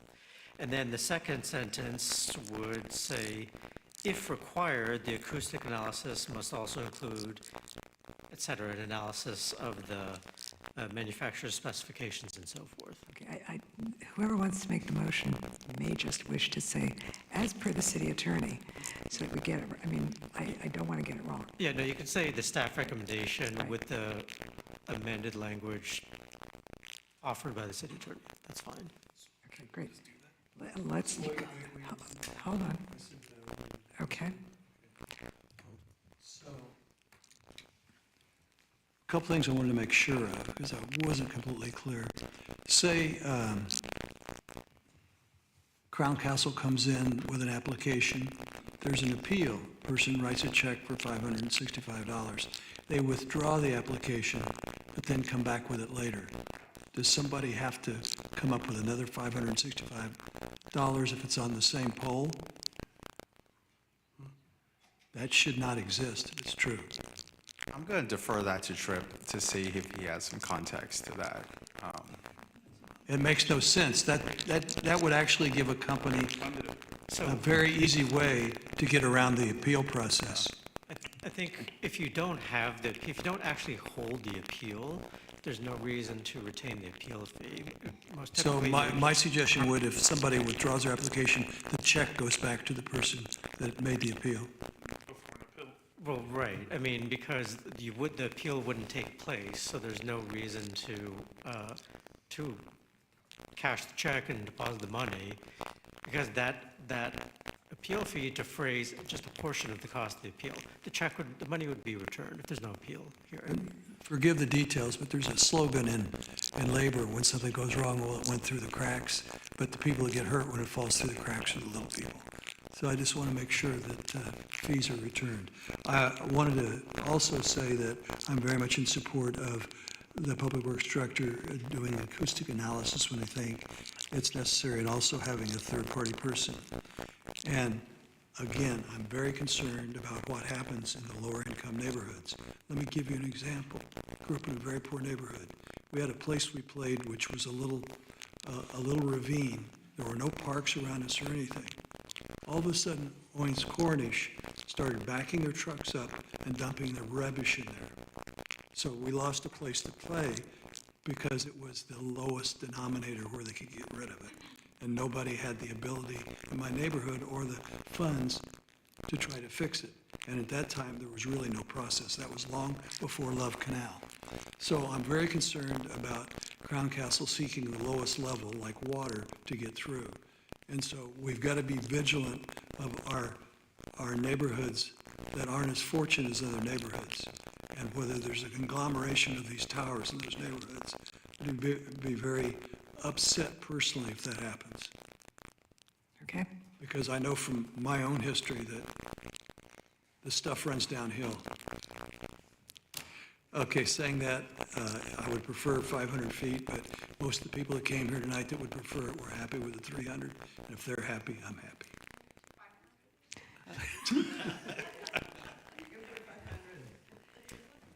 Okay, enough, yeah. Are you finished? Okay, I think that the deputy mayor was going to be making a motion. Through the mayor, sorry, Yes. one more clarification. I just wanted to clarify my previous answer, that if you have an appeal that's submitted and the appeal fee is provided to staff, and then the applicant immediately withdraws their appeal, there's no staff work that's gone into the application yet. So in that case, then the appeal fee would just be returned. But on the other hand, if the application gets withdrawn, say the day of the hearing, that would be a different situation where staff will have already gone through the process of actually working on the appeal. So the appeal fee may not necessarily be returned in that situation. We'd have to look at the specific circumstances, and I don't know if Christina or Alex has anything further to add on that. There shouldn't be a charge if they come back with the same application.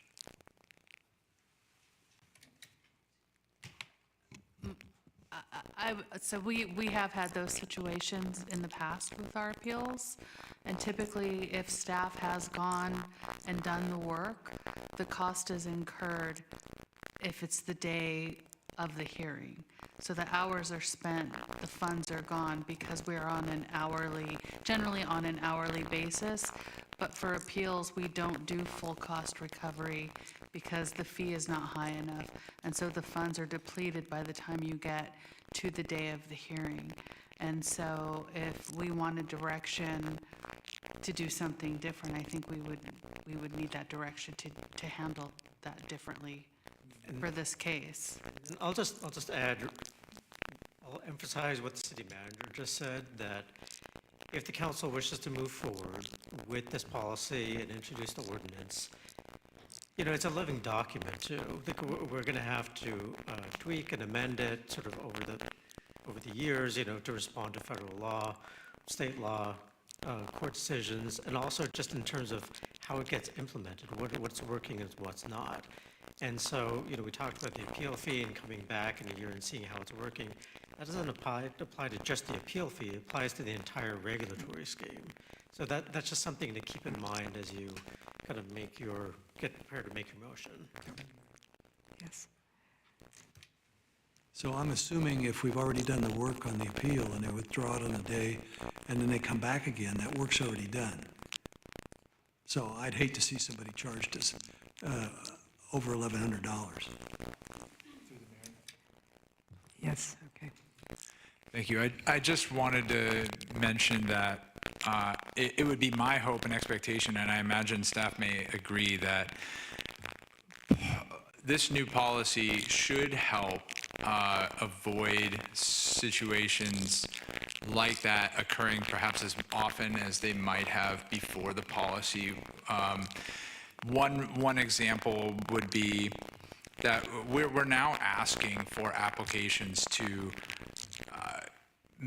make an exception case in their application. It would come with an alternative sites survey, and staff will, like, before we even get to the point where it's approved and appealed, right? There's some work that goes into ensure that the location selected out of like 300 feet in a restricted zone, for example, is seen to be the least in violation of our policy.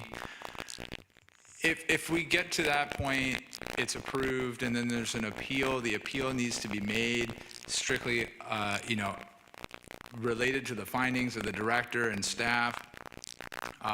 If an applicant were to withdraw that and then reapply, I feel like they wouldn't, it would seem it would be harder for them to apply for like the same site, because if it were, although I guess if it were approved, that might be an issue.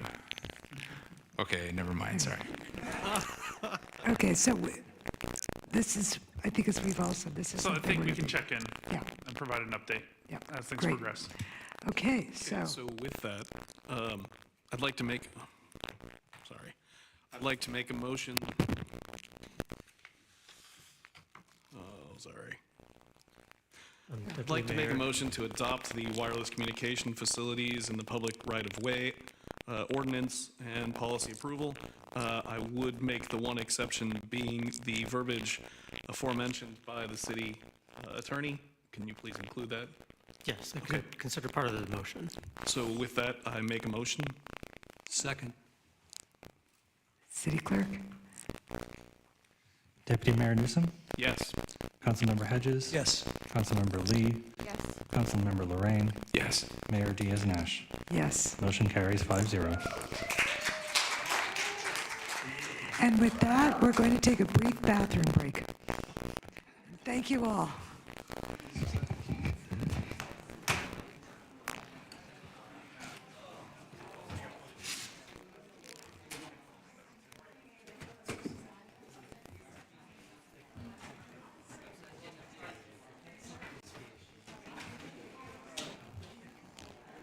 Need to run to the restroom. This is probably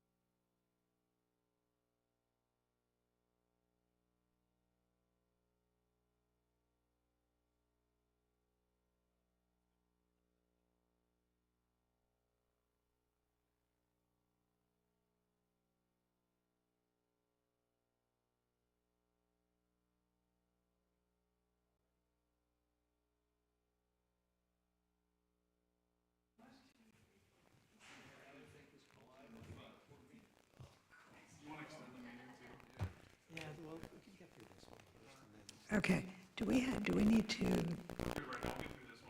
Okay, all right.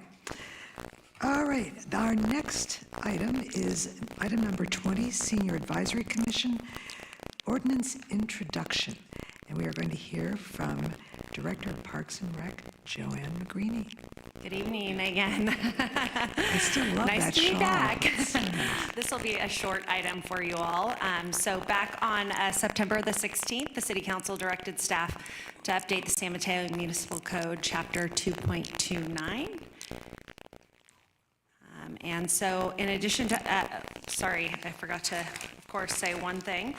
The commission was formed in 1986, and the code has not been amended since it was adopted. So in addition to updating the name, there was an update to the meeting cadence as well. That is shown to be the second Monday of every other month at 4 p.m. And so simply just would like to introduce an ordinance to amend the Muni Code Chapter 2.29 Senior Citizen Commission to change the name of the commission to the Senior Advisory Commission and make other miscellaneous revisions.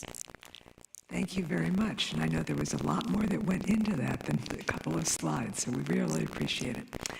So do we have public comment? Yes, Madam Mayor, we've received one request to speak on this item. So that'll be 3 minutes per speaker. Absolutely. We'll invite Ellen Wine to come up to the podium. Anyone who stays when everyone else is gone gets 3 minutes. Okay, first of all, I thought that you would approve the name change before I spoke.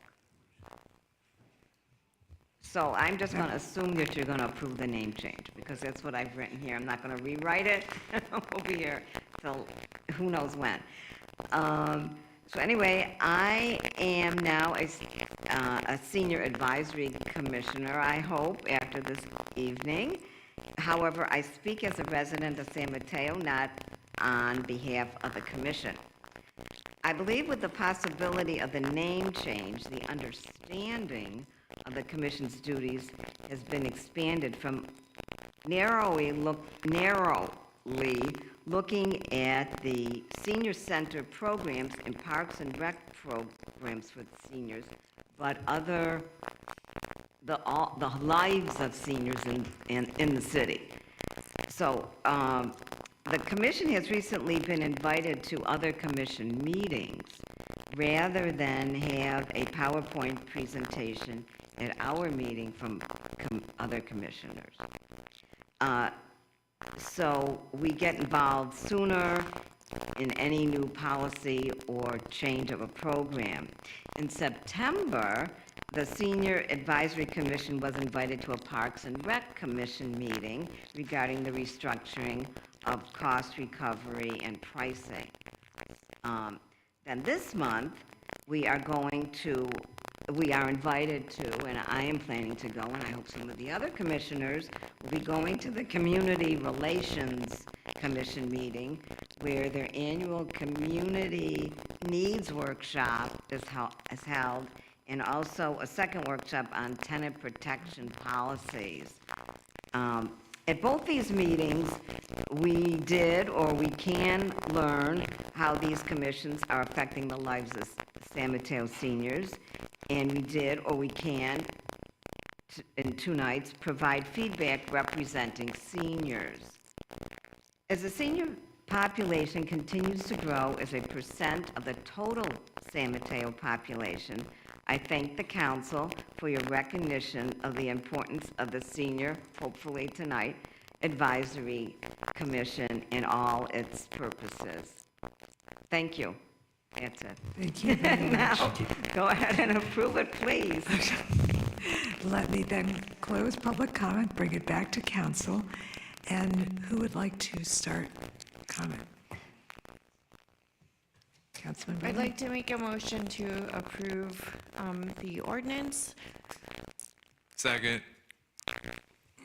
City Clerk? Councilmember Lee. Yes. Councilmember Lorraine. Yes. Councilmember Hedges. Yes. Deputy Mayor Newsom. Yes. Mayor Diaz-Nash. Yes. Motion carries 5-0. Just to clarify through the mayor, that motion was to introduce the ordinance, which will then be scheduled for adoption at a subsequent meeting. Thank you for the clarification, City Attorney. And it was your eloquence, Senior Advisory Commissioner, that swung the day.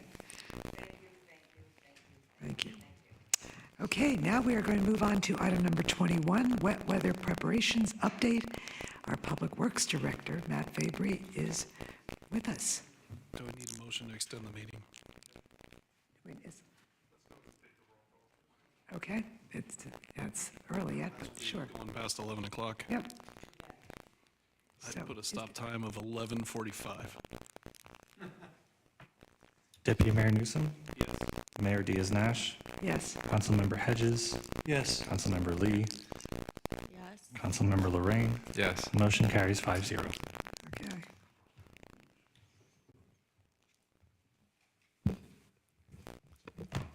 Good evening, Madam Mayor. Good to see you all again after a short break. I got a 45-minute presentation. Just kidding. I'm going to do the turbo. You know where the door is? I'm going to do the turbo version of this presentation. Just wanted to give an update on where things are since I came in September in terms of wet weather preparations. So this is informational only.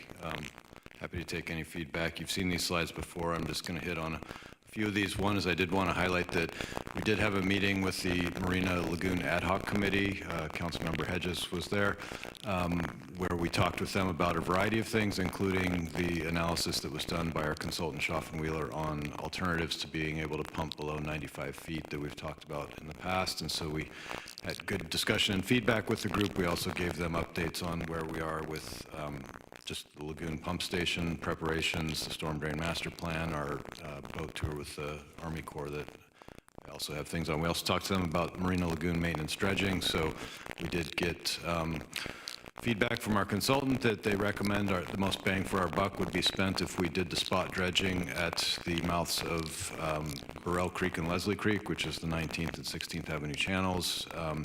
I talked about this last time in terms of, wondering why we wouldn't do Laurel Creek, where that's the most accumulation of sediment, but I think our consultant has good reasons for this. The Lagoon Ad Hoc Group agreed with that, and so we are moving forward in terms of trying to get this going so that we can try to get this done next year before October. We're continuing with our ongoing trash rack and trash device cleaning, so that's all ongoing. You've seen that before. These are some of our pump stations that we've cleaned out the wet wells. We have water walls stationed at near 42nd Avenue in case we had to close down that intersection at the undercrossing. We've got signs and everything ready to go on our trailers. We have one last engine that I mentioned before. We've ran into some procurement challenges with getting a new consultant or a contractor on board. There it is. And so we have a new contractor on board that's going to come out and help us with the maintenance, but we may have to put that on hold based on the weather that's forecast this week in terms of making sure that that engine's available. It still will work fine. We just have an oil leak on that. Otherwise, I did want to mention that, a couple months ago, we did have to replace the PLC, which is a programmable logic controller that controls things out there at the Laguna Pump Station. The Marina Lagoon Pump Station. So just cumulatively overall, I think we've invested probably $500,000 in this pump station with everything that we've done in terms of updating alarms and adding additional floats, new transducers, upgrading the engines. So there's been a lot of work that's been done out there. I think the station's in a much better position for going into the rainy season. We do have our 3 sandbag stations that we've talked about at Anchor Road by the Bay Trail, at the Corp Yard, and at the Beresford Park parking lot. Staff continue to go on catch basin cleaning. We're still on the east side of 101, and they're continuing to move west. This is something that we have to sort of time a little bit to not do it too early with the leaf drop, that we'd have to then go back and redo it again. So we're continuing to move forward on that. And then we have made progress on some of the localized small-scale drainage improvements. We've fixed 5 of our identified sites that staff had brought forward. We have cameras being procured right now. We've got 10 potential locations, and we expect to have 4 locations installed by the end of December, with the rest of them coming sometime thereafter. Storm drain master plan updates. We've got 27,000 lineal feet of pipe that's being evaluated with CCTV to examine the condition of a lot of our storm drain infrastructure. Then we're moving into updating our storm model and incorporating condition assessment of our pump station components into that. And we'll continue to move forward on that. And we did have a meeting with One Shoreline to discuss FEMA's community rating system program. They're offering some free help to agencies that want to try to progress in this program. And this is a program that you get reductions in flood insurance policy costs for your community if you implement, more and more progressive flood management measures. And so we'll continue to look at whether that's an option for us to help our community for the number of homes that still remain in flood zones. And we did have a Army Corps of Engineers visit where we toured the Marina Lagoon by boat, and we had several council members and the mayor, deputy mayor, and councilmember Hedges attended separate times. And we also had staff from Congressmember Mullen's office, Senator Padilla's office, Senator Becker's office, and Assemblymember Pappin's office. I think it was a great event. We got a lot of great feedback. We had a follow-up call with the Corps of Engineers the following week, and they've given us some good thoughts about next steps. And so we will be continuing to work towards getting a study funded in collaboration with the Corps. And that's all I have. Happy to take any questions. All right, thank you very much, as ever. Do we have any public comment, City Clerk? Madam Mayor, we have not received any requests to speak on this item. All right, thank you. Then I will close public comment, bring it back for questions, comments. One bite at the apple. Yes, sir. I attended the meeting that was already stated by Matt. I think he's done a great job. One of the requests I'd like to make, the most impacted area of the southern part of the lagoon is almost all mudflats. And it's too large a chunk for us to use the temporary or the permits that we have now.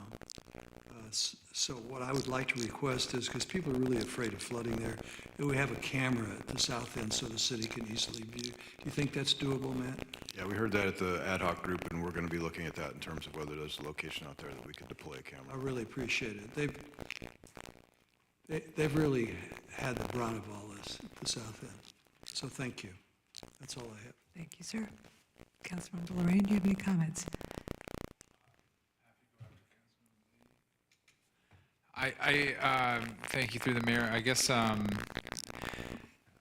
Director Fabry, I did just want to maybe, ask if you wouldn't mind going over what residents may want to do in preparation of, like, this week. We're hearing a big storm is coming. There's been some sharing through social media about our sandbag stations. But maybe just as a reminder, can we call, when would it be appropriate to call Public Works if they find some sort of issue? Would we need to escalate it in certain times to police, or, and what, are we going to have one definitive city page for, during the time for people to report any issues that they may come across this week, for example? Sure. So a few things. One is that during business hours, people can contact us at Public Works. They can either email us at publicworks@cityofsanmateo.org, or they can call us at 522-7300. So during business hours, there'll be somebody there to get your email or receive your call and dispatch it appropriately. After hours, typically our dispatch then rolls over to PD, and they handle any Public Works related dispatch items. So people can still call our number. It will just roll over to PD, or they can call the non-emergency PD number after hours. So I recommend that people, if they have concerns about flooding or if they've had flooding at their house before, take advantage of the sandbag stations, get sandbags to be prepared. I recommend that people sign up on Nixle and SMC Alert. Those are the two systems that either you'll get emergency alerts through the countywide SMC Alert, or our police department uses Nixle, and so I recommend that people sign up with both of those. And I think the forecast for this week, yes, it looks like there's going to be potentially a strong atmospheric river. It looks like it's mostly going to impact areas north of the Bay Area, but we'll be watching that closely. And what I looked at today, that the rain amounts seem manageable. You know, we're going to be getting probably, you know, an inch or so on Wednesday and another inch plus on Friday, I think, was what I saw, but we'll be watching that closely to see if any of the forecast shows that that atmospheric river shifts further south, and we definitely want to pay attention to that. So we are going to be continuing to check in at a staff level, multi-departmental staff level on an ongoing basis, and if things, you know, as in 2023, if ever things got really, really bad, then we would probably potentially shift over to 24/7 operations in Public Works, and at that point, then we'd have our dispatch line would be open 24/7 if we ever did that. But we do have, if people want to search for flood preparation or storm preparation on our website at cityofsanmateo.org, they can find our page that has recommendations on things that people can do in addition to what I've outlined. Thank you, and thank you for the presentation. No further questions at this time. Councilmember Lee, do you have any comments? Yeah, that was just more or less my line of questions. I was just wondering, are we, do we have a standardized communication strategy that will be proactively reaching out to community about flood preparation and resources, encouraging them to, you know, take these steps? Is that, are we, you know, do we have a communication plan for these kinds of scenarios when we're anticipating an atmospheric river? So similar to last year, what we'll do is the same kind of, you're able to recycle those messages. And Right. so we'll go ahead and we'll re-implement that strategy through the winter season. Additionally, Director Fabry, because he's being short, concise, to the point, we're also going to be having regular meetings with the departments again this year, so that they're all keeping informed as to how we approach, you know, updated storms as they come. I believe that's going to be what, weekly you're doing, or every other week, Matt?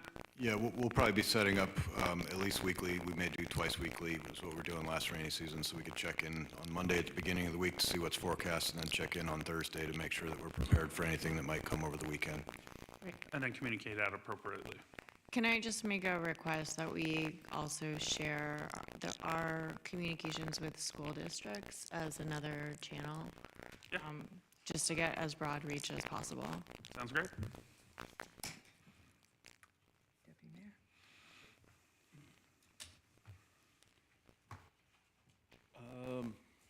Just to reiterate, just want to make sure that we're doing public noticing. Also wanted to ask, I think you covered this, Matt, but the sump pumps on the 42nd underpass have both been checked for health, and they're both... Yes, station's been inspected and cleaned. Okay, that's all I got. Thanks for a great presentation. Great. And my question is, what was the reaction when the school district, you went to them saying, can we work with you to do a North Central sandbag station? They haven't responded again to my request, so it's been... So how can we advance that, City Manager? We're meeting with them actually next week, so Right. Can that be on the agenda? Deputy Mayor Newsom and I will raise their attention. Thank you very much. That seems like a wonderful partnership opportunity for them. That's my only question. So thank you very much for the update, and good luck to all of us, yes. All right, now we're going to move on to item number 22, City Manager, City Attorney, Deputy Department Head, and Deputy Director Compensation Plan Amendment. And Abby, where are you? I'm actually right. City Manager's gonna just do it. Oh, okay. So, good evening, Mayor, council members, Alice Kojic, City Manager. The item before you this evening is the Executive Compensation Plan. I know that we're working up the slide deck here, but the Executive Compensation Plan covers department heads, deputy directors, the city attorney, and city manager. So we can keep moving the slide forward. Next slide. So I'll be going through each of the different groups to really provide just what the amendments are, or what we're recommending this evening. So first is a 3% COLA effective November 24th. And then what we're also looking at is over the next 2 years, doing 3% COLAs. So over a 3-year period, looking at 3% annual COLAs for department heads. Specifically, we also did a salary survey of all the department heads and deputy directors in this group, and any department heads or deputy directors who were at total compensation median, we looked to make sure that we get them to total compensation median. That has been the overall strategy for the entire organization. And so with that, with this group, we have a 5.9% equity adjustment for the Director of Information Technology. There are others who were might be under total compensation median, but they might have been within that 3%. We utilize that 3% COLA to get everyone to total compensation median as part of that. So in this instance, the Director of Information Technology was out about 8.9%. Under total compensation median, so that's why you see a 5.9% adjustment. Also looking at 32 additional hours of executive leave. Right now, it's 48 hours, and we're one of the lowest cities with executive leave at 48 hours. Typically, you'll see cities ranging between 80 to 160 hours. And so this would allow for the department heads. And then there's just adjustment languages in deferred compensation and retired health savings account, RHSA section, meaning that when you separate from the city, you might, not retire with the city, and the RHSA is a retired health savings account item. Right now, the way it's written, that monies, you can't take the paycheck out for your vacation hours. It goes right into the retired health savings account. And so it's still the same amount. It just is, you could have it as compensation, basically, for your hours that you had of vacation, rather than having it wait for retired health savings account down the line when you retire. Next slide, please. So now this is the deputy directors. It's pretty much all very similar. The one equity increase is for the deputy director of finance, and that's 2%, because they were the position was 5% under total compensation median. And then the one other thing is you don't see the executive leave here in this because they already have the executive leave can be granted by the department head up to 80 hours, whereas the department heads didn't have that, so that's why we didn't add that here at the same time. Next slide, please. And then for the compensation plan amendments for the city attorney and city manager, it's the 3% COLAs. It's a 3% COLA for this current year, and then you're looking at the two other 3% COLAs for year 2 and 3 as well. This is part of the agreements that both the city attorney and city manager have. And then just the same adjustment with the RHSA account, allowing that basically flip into if the city attorney or city manager depart the city, they could take their vacation hours as payment instead of having it move forward to the RHSA account. And I believe that concludes the presentation. One big thing, there is no budget impact, so we have budgeted the 3% COLAs all the way through over the next 3 years. That's what we plan in our forecast when we do a 10-year, well, at least the next 5-year forecast that we have. 10 years, it gets a little hairy and harder to do, but we plan in 3% COLAs over the next 3 years into our overall budget. And that was also adopted by the council back in June as part of the budget, that it already anticipated a 3% cost of living adjustment. So this concludes my presentation. Happy to answer any questions. I have a great team that's on virtually if need be, if I don't have the answer. Thank you very much. That was eloquent. City Clerk, do we have any public comment? Madam Mayor, there are no requests to speak on this item. All right, thank you very much. I'll close public comment, bring it back to council. I'd like to adopt a resolution to amend the compensation plan. Do I have to read the whole thing? Second. Yeah, hold on. Yes. How do we compare, so I guess I'd like to understand what's executive leave and how that compares to family leave, PTO, vacation, et cetera. And then how do we compare with the other types of leave? Are we also short on those, or is this just an anomaly? Like we're low on executive leave, but maybe we do better with vacation paid time off, for example? So the way that executive leave works out is because executive leadership, they have to work many hours, nights and weekends. and aren't compensated for it, whereas other staff within the organization either get comp time and a half, or overtime at the same time for this.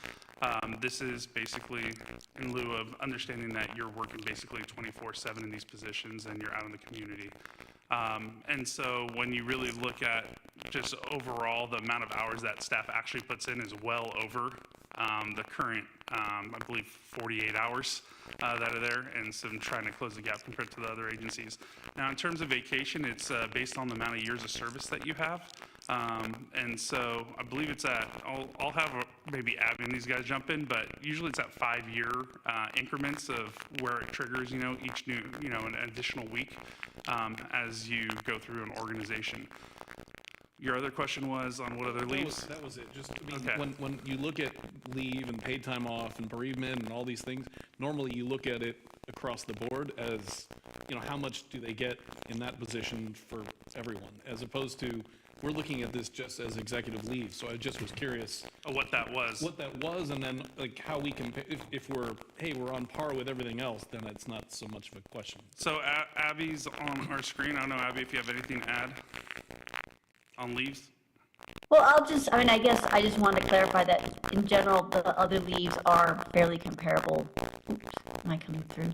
So the vacation is fairly comparable to the other leave, but that's really what we're talking about, is the vacation, the holiday, and then this executive leave. And even bereavement leave is across the organization too. Nothing changes. Okay, that's it. Just okay. Thank you. And Abby, you still have your interim human resources director. No. I was noticing that too, that we need to update that. Thank you. All right. Any other questions are fine? All right, then I think there's been a motion. Second. I seconded it. City clerk. I don't care. Councilmember Lee? Yes. Councilmember Hedges? Yes. Councilmember Lorraine? Yes. Deputy Mayor Newsom? Yes. Mayor Diaz-Nash? Yes. Motion carries 5-0. Okay, thank you very much for that. And now we're on to reports and announcements. Who has a report or an announcement they would like to share? I have 2 or 3 things. I know it's late, please bear with me. So first of all, I want to compliment our police department once again. I went on a ride along with Jimmy, Rory, and Jay over Friday night. I can't emphasize how kind they were to people. We had a guy who had just gotten out of jail in Monterey who was stranded somehow. It's a little confusing how he got there at the community college. On the way up, the officer told me it's going to be very difficult this late at night. It was 45 degrees. He wanted a warm bed. And they really looked hard, and they, that late at night, found him a spot. We had 4 young women that blew by us on Norfolk and ran a stop sign. And he pulled them over. They took left on Rand. He pulled them over, and they were a little frightened, but he was very nice to them. And he said, "Why were you guys doing that?" "Well, she's late getting home for a curfew." Thought it was precious. And so anyway, he didn't give him a ticket, but he did tell him, "You're in the system. Do it again, and the officer will know it." Yeah. And early on in the night, there was a fellow that was approached by the police because of his actions and activities, and he gave them a false name, which I've been on ride-alongs where that's happened in the past. And they were able to figure out who he was. Turns out he was on a felony warrant, $25,000 warrant out of Marin County. So I got to go down and sit in the tombs waiting for the officer to come out after they booked him. So that was an experience. So I just, there were just many occasions where I was just so happy we have the police department we have. The other thing I wanted to talk about was there's a program in November every year put on by the Propeller Society and supported by the Maritime College in Vallejo. A lot of stuff on sea level rise. It's an all-day program. There was a person from Public Works last year there was no, I was the only elected there, which I thought was unfortunate. Really good. There was a lot of good information. One of the things that I want to find time to talk to Alex about is a new process of osmosis to take salt out of water. that doesn't require using a lot of energy. And with our new sewer system and our new sewer plant, we're going to have a lot of clean water, but it's too salty to use on vegetation. We could employ something like that and at least work with Estero, because there's a tremendous amount. Well, our Estero's made everybody divide their water for irrigation and their water for drinking, have two different inlets. So it'd be very easy to run a blue pipe up Mariners Island all the way through Foster City for a ton of developments to get them reclaimed water. And so the third thing I want to talk about, and probably the most difficult to talk about tonight, just bear with me. I'm very concerned with what's going on with our county sheriff. This issue is a city issue because we help fund the sheriff's office, and they're actually an adjunct to our police department. We actually use the services of the attorneys there for much of the stuff we do. They work with our city, and they're investigators. I know that because I went through the Police Community Academy for the police, and that was one of the issues we had one night. They also police several of our smaller cities, and in that part, in those smaller cities, when there's an issue that brings in somebody who's running or is also part of a San Mateo issue, we work with the sheriffs there. So all of their work is entwined with us. And so what's going on in the sheriff's department is a big issue for our police department. And talking with along with some of our police officers on Friday night, they showed some concern too. I talked to them about it. So I would like to propose a resolution to support the investigation, not to take sides, but to support the investigation of the San Mateo County Sheriff and her department by the San Mateo County Board of Supervisors, up to and including by the District Attorney's Office and by the grand jury. And Alex had raised some issue that if we do this resolution at the next meeting, that's our big grand finale for the year and change of the guards. So we could hold it off till January, but I'd like support from at least 2 other council members to do a resolution like this. If I could interject here, so briefly, so I don't recommend doing this, chiefly because the city has no authority or control over the county of San Mateo, including the sheriff's department. And I'll just leave it at that, but this is not a course of action I would recommend for the city council. And responding to that is we're not taking a side. We're not telling them what to do. We're just supporting the actions that they've undertaken. So does anyone else have a report or announcement? Councilmember Lorraine? So I appreciated the advice from our city attorney on this matter. And at this time, for that reason, feel that I'm not necessarily in support of a resolution coming forth from the city council at this time. I think a number of us, frankly, have been reading the news and are concerned with what we're reading, and we can give individual opinions outside of the dais to this effect, and I guess that is currently my preference. Thank you. I don't see any nodding heads, so I understand that. I think, but I would take a firm position that I support what's going forward, and the sooner it's resolved, the better for everybody in this county. I think I'm in the same boat as what you just said, Rich. I think I'd like to be on record as supporting them through the process, but I don't think it's maybe in our bailiwick to take it on as a resolution. And I would like to add on to that and just say that I want to state my personal, strong, unwavering support of the Board of Supervisors in calling for the resignation of Sheriff Christina Corpus and for referring the report of retired Judge Ladoris Cordell to the San Mateo County District Attorney for investigation. I do it very sadly, but with a strong voice. I believe Judge Cordell's independent report highlighted, quote, lies, secrecy, intimidation, retaliation, conflicts of interest, and abuse of authority, unquote, in the sheriff's office. The resignation of the entire sheriff's office command staff underlines the lack of trust in the sheriff, unfortunately. And we often talk together about how important it is for ethics to drive our actions as elected officials. This is an opportunity to walk the walk, I believe. What was detailed in Judge Cordell's report was the opposite of ethical or moral behavior.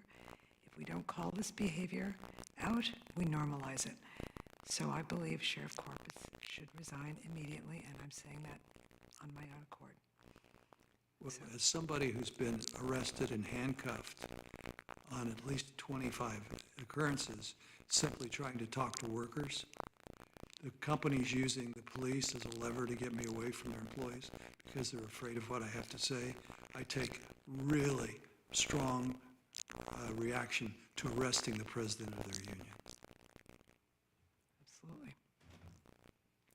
Councilmember Lorraine. Through the mayor, I do appreciate the comments given by my fellow council members on this, and frankly do wish to take this opportunity to mention that I personally support the action of the Board of Supervisors in bringing this item to the district attorney, bringing it to, and sort of their follow-up actions and considering going to the civil grand jury and beyond. So I'll just add that. I appreciate that. Thank you. Thank you. All right. Do you have any other comments? No? Well, two other things. One, we did have the declaration today, but just want to encourage everyone to shop local for Small Business Saturday and the entire last week of the month. Two, we had people talk about train noise, and we had it kind of addressed, but I will be following up with the city manager about that. And lastly, I just wanted to wish everyone a great Thanksgiving. So, thank you. Thank you. And given that this is the last official meeting of two of our colleagues, would just like to say I am very appreciative of their service and look forward to I'm going to have this pencil bronzed. There we go. That's it. That's absolutely it. Yes, sir. I apologize. I did have some super brief extra reports and announcements. I just wanted to mention I agreed and appreciated some comments earlier from Michael Reagan on 101 Connect. There is indeed a survey going on from the SMCTA, and I was trying to see if I could bring up their cool, easy-to-use URL so that I could shout it out. I wanted to say it was, Active. Is it Active 101? It could be. I think it is. I think it is. So if you go to smcta.com/smcactive101, I believe that is what you want to do if you want to participate in this survey. I am pretty sure that is right. Is that right? Okay, the deputy mayor says it's right. I feel like must be. We'll make sure to share it on all our social media platforms. Yeah. Thousands of people. Thank you very much, City Manager. I did just want to note that some of the projects outlined in there for consideration include the Hillsdale Bike Ped Bridge, effectively, from Saratoga to Norfolk, and other San Mateo projects are there. So yes, thank you. I also just wanted to mention that I happened to attend the last Hope IAC meeting as representative for the city of San Mateo. And I did get to tour the Navigation Center in Redwood City, as I felt like part of an extension of that work, and I really appreciated the opportunity. It's an amazing asset, and would recommend if anyone gets the opportunity, and I think you could reach out to Sarah Fields at Life Moves, and we are familiar with Sarah. She was able to help me align with a tour that was going on, and so I got to take it. And it's one thing to attend these meetings and get a sense of the services provided for folks, and it's quite another to walk in the center and understand what a high quality asset we have in this center. So I did just want to thank Sarah and those other members of County HSA who allowed me to hitch a ride with others for a tour. And those are my comments. Thank you very much. Thank you very much. And I think at 11:24, we can call this meeting adjourned.